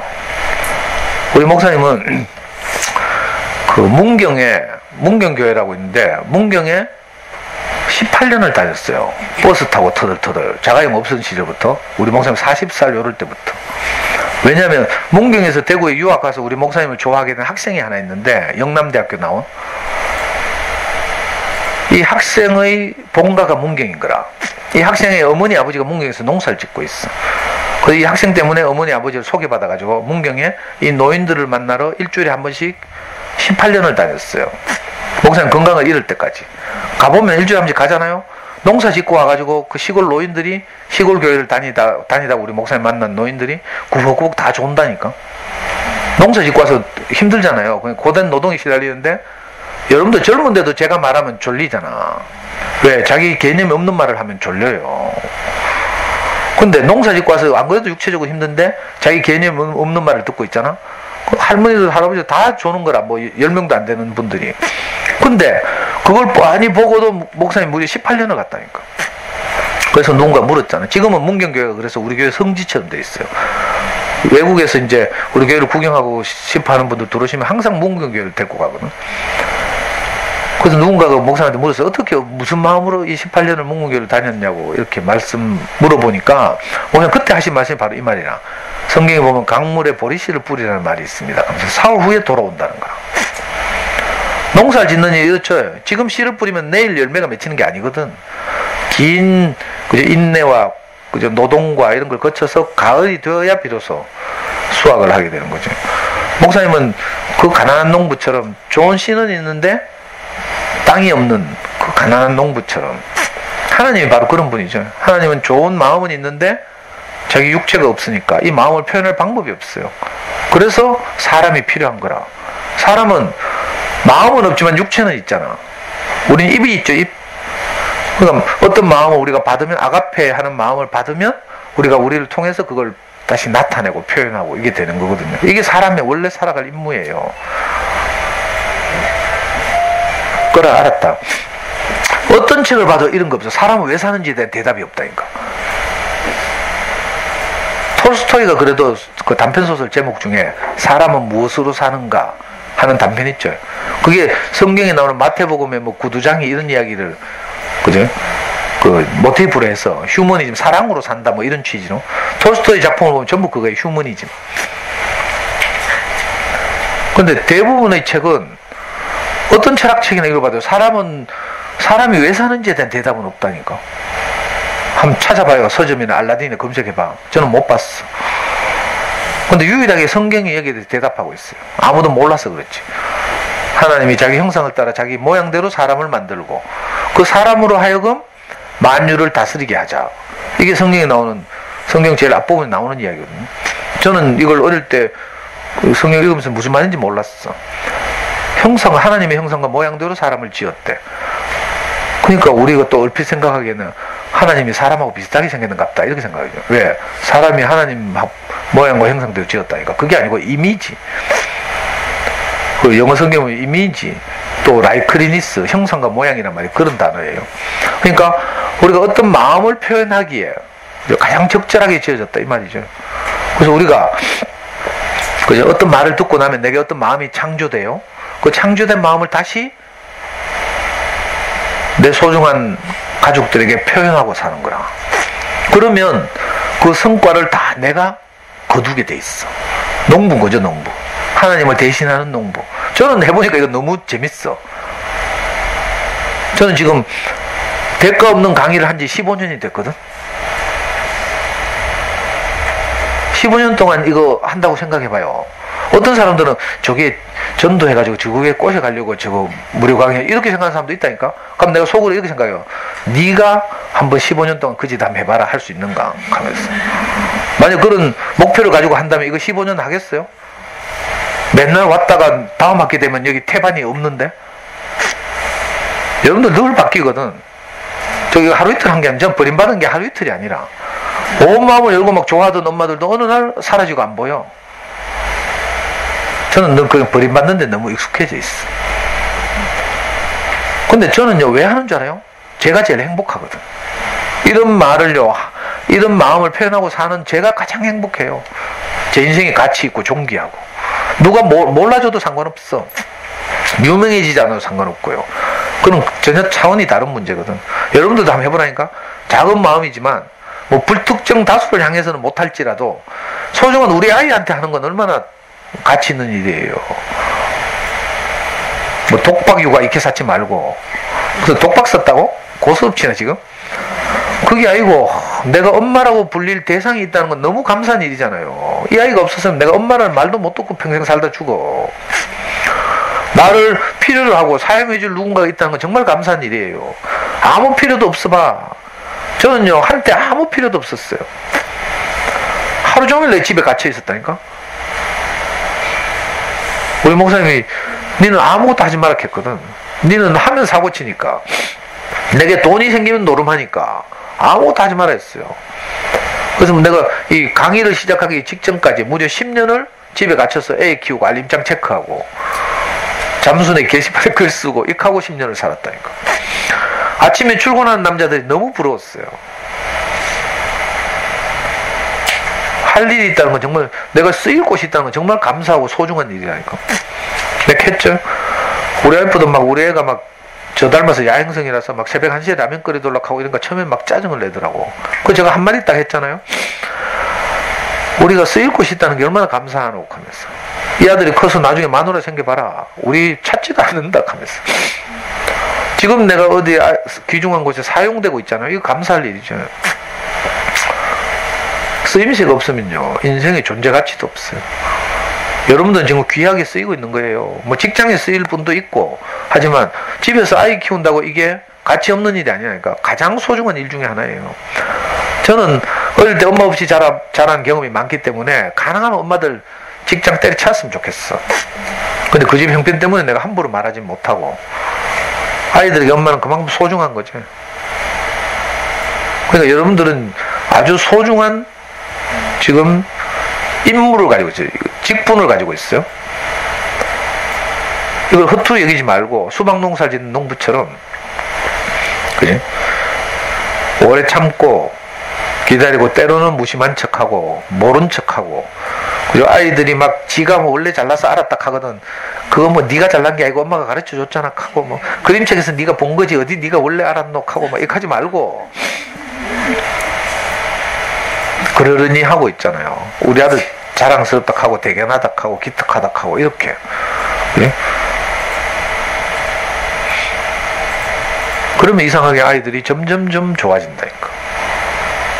저도 처음에 우리 아이하고 관계가 이렇지 않았다고 했죠. 지금은요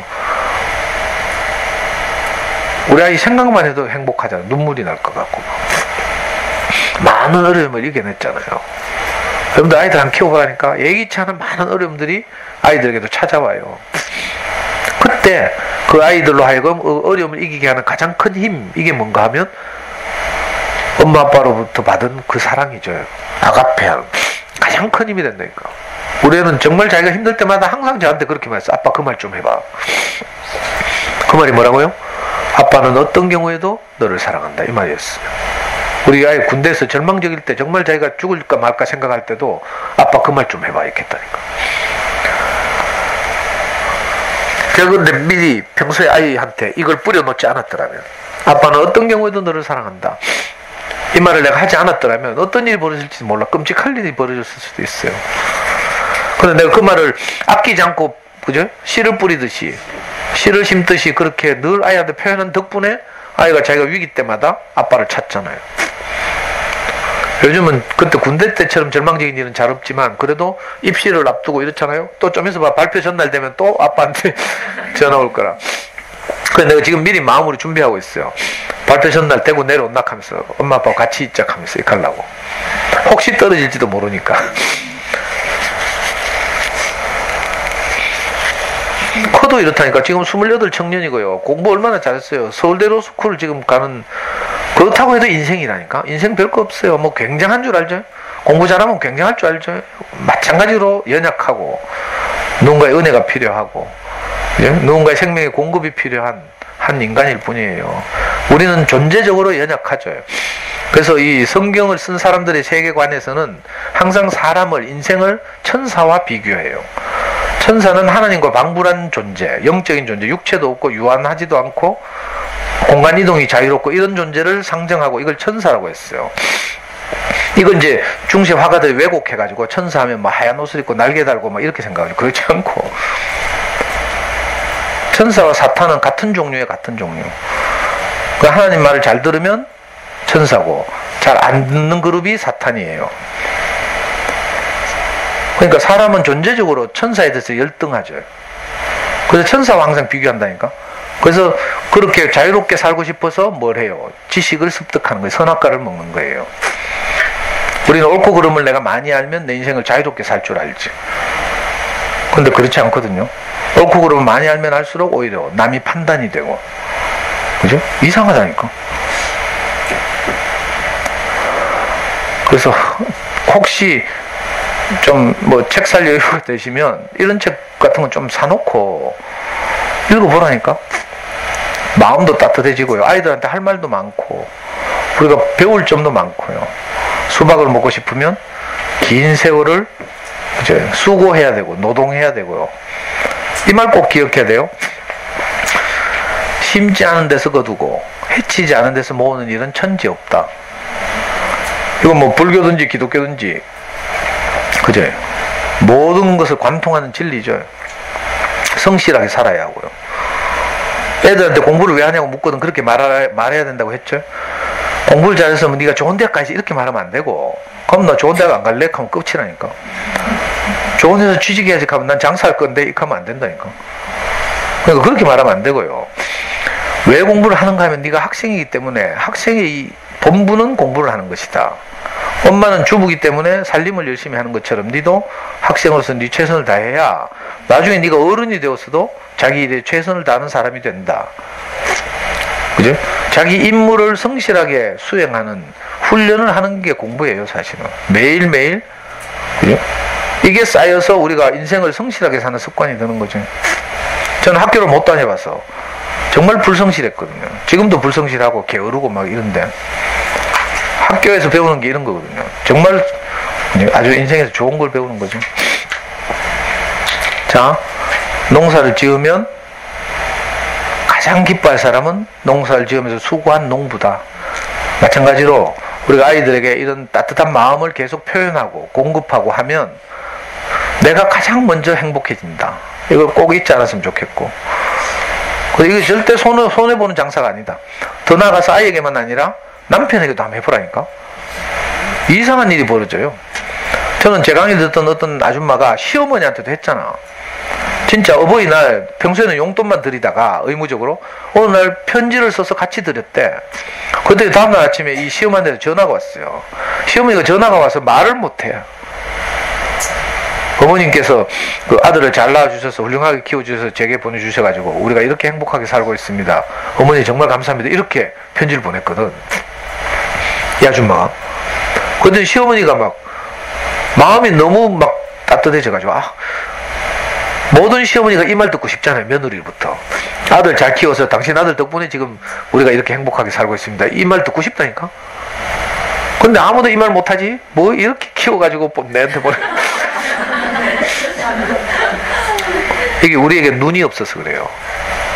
뒤집어서 보라니까. 남편들이 성실하게 살고 헌신해서 우리 아이들과 여러분들이 그죠? 먹고 살고 있잖아요. 최선을 다하고 있다니까.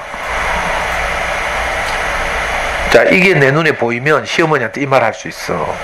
시어머니한테 하면요, 시어머니를 내가 다스리게 돼. 지배하고 정복하고 다스린다, 이 말이 그 말이에요. 사람의 마음을 지배하고 정복하고 다스리는 거라. 그 사람 마음이 밭이죠. 마음밭이라고 하잖아. 그 마음에 좋은 씨를 뿌리면, 예? 거기서 나는 그 결과들을 내가 얻는다니까. 사람의 마음을 얻는 거죠. 그래서 예수님이 그 물고기를 잡던 베드로나 이런 제자들을 처음 부를 때 그렇게 말했대. 나를 따라오라. 내가 너희로 하여금 사람을 얻는 어부가 되게 할 것이다. 이렇게 말했대. 사람의 마음을 얻는 사람이 된다, 이런 뜻이죠. 저도 그죠? 처음 제 스승을 만났을 때는 정말 이런 생각이 없었는데 어떻게 따라다니고 좋은 말을 듣고 하다 보니까 어느 날부터 내가 사람의 마음을 얻잖아. 그래서 그 마음을 경험하고 누리고 사는 것이 너무 행복해요. 그래서 내가 우리 카페 댓글을 아주 중요하게 생각하잖아. 댓글에 마음이 묻어 있거든. 그리고 많은 엄마들이 댓글을 못 달겠다고 하죠. 왜? 자기 마음을 써야 되니까. 마음을 표현하는 일이 이게 연습 안 하면 못 하는 거예요. 쉽지 않다니까. 지한테 떠오르는 생각을 표현하는 건 쉬워. 판단하고 막 질책하고 막 애들한테 혼내고 이런 건 쉽다니까. 근데 내 마음을 표현하는 거 이거 쉽지 않거든. 그래서 연습이 필요해요. 그래서 가장 쉽게는 우리 아이들한테 이걸 연습해 보시라고. 가장 초보적으로. 하다 보면 누구에게도 이 마음을 표현하게 돼요. 제가 옛날에 인터파크 전환 이야기 했어요. 우리 아이 군대 때 그 어려운 사건, 구타 사건을 잘 이기고 이래가지고 너무 기특했는데 마침 그때 레이디 가가 내한 공연을 잠실 올림픽 체육관에 올림픽 주경기장에서 하는 거라. 그 우리 애가 그저 휴가 나와서 그 레이디 가가 공연을 보고 싶은데 군대에서는 예매를 못 하잖아. 그 저한테 부탁을 했어요. 그 내가 이게 클릭도 늦은데 레이디 가가 인터파크에서 예매하려고 하니까 너무 걱정이 되더라고. 우리 아이를 돕고 싶긴 하고. 그래서 모기님한테도 부탁하고 나도 하고 동시에 우리가 예매를 했잖아요. 근데 인터파크에 뭐 좌석 배치도 뭐 이상하게 돼 있어가 내가 예매를 했는데 1000몇 번이야. 빨리 했는데 1번부터 500번까지 이쪽 줄에 블럭 몇 개가 이렇게 돼 있고 1001번부터 이쪽이더라고. 그리고 제일 앞이더라고. 그래서 내가 했는데 나중에 알고 보니까 스탠딩 좌석은 입장 순으로 앞에 한대. 그게 1000몇 번이니까 1000명이 앞에 서고 그 다음에 이제 그 그림이 이상하게 그려져 있어가지고 내가 막 인터파크 전화해가 막 항의하고 우리 애가 벌벌 뛰길래 아빠 1000몇 번이 뭐고 하면서 막 그런데 또 인터파크 전화해가 막 항의해가 막 싸우고 했잖아요. 너가 그림을 좌석 배치도를 이렇게 그려놔가지고 난 공연을 한 번도 안 가봤으니까 스탠딩 좌석을 이해를 못하는 거라. 스탠딩 좌석은 편의상 1번부터 2000번까지 해놓고 입장 순으로 앞자리부터 메우는 거라.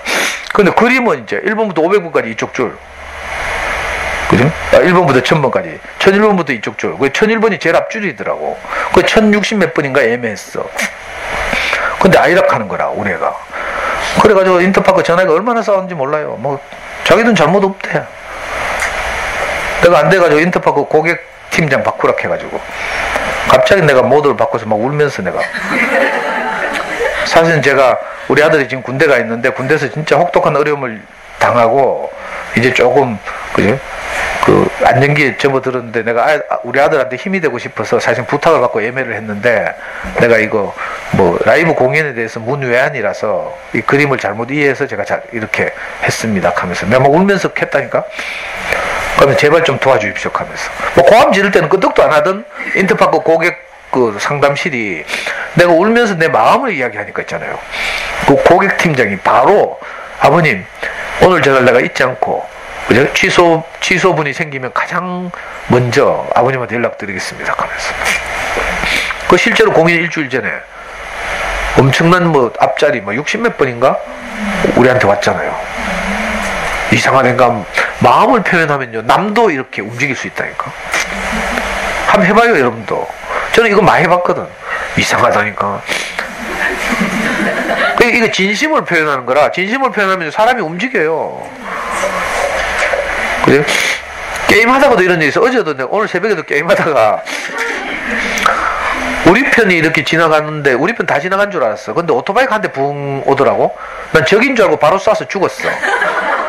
근데 보니까 화면에 팀킬 하면서 자기 편을 죽여. 그래가지고 인마가 마이크도 안 사용하던 놈이 있잖아. 갑자기 마이크를 켜더니만은 이거 뭐 하는 짓이에요? 하면서 막 젊은 놈이 막 뭐라 하는 거라. 근데 진심을 다 아이고 미안합니다 미안합니다 하면서 있잖아. 그래가지고 살려주고 있잖아요. 한 번 죽으면 이렇게 살릴 수 있거든. 살린 다음에 내게 있는 구급약도 주고 있잖아. 내가 총을 쏴서 이 사람 조끼가 다 터졌어. 내 입고 있던 조끼도 벗어주고 막 진심으로 미안해 하니까 이 사람이 마음을 풀대. 그리고 아유 괜찮아요 괜찮아요 하면서 이상하다니까. 자 집에 가서 한번 해봐요. 마음을 표현해보라니까. 마음을. 너는 소중하다. 당신 소중해요. 이 마음을 표현해보라니까. 그러면 남편도 뭐라 하겠어요? 오늘 병원 갔다 왔나 하고 무슨 일 있나 하고 뭐 암 선고 받았나 이런 생각한다니까.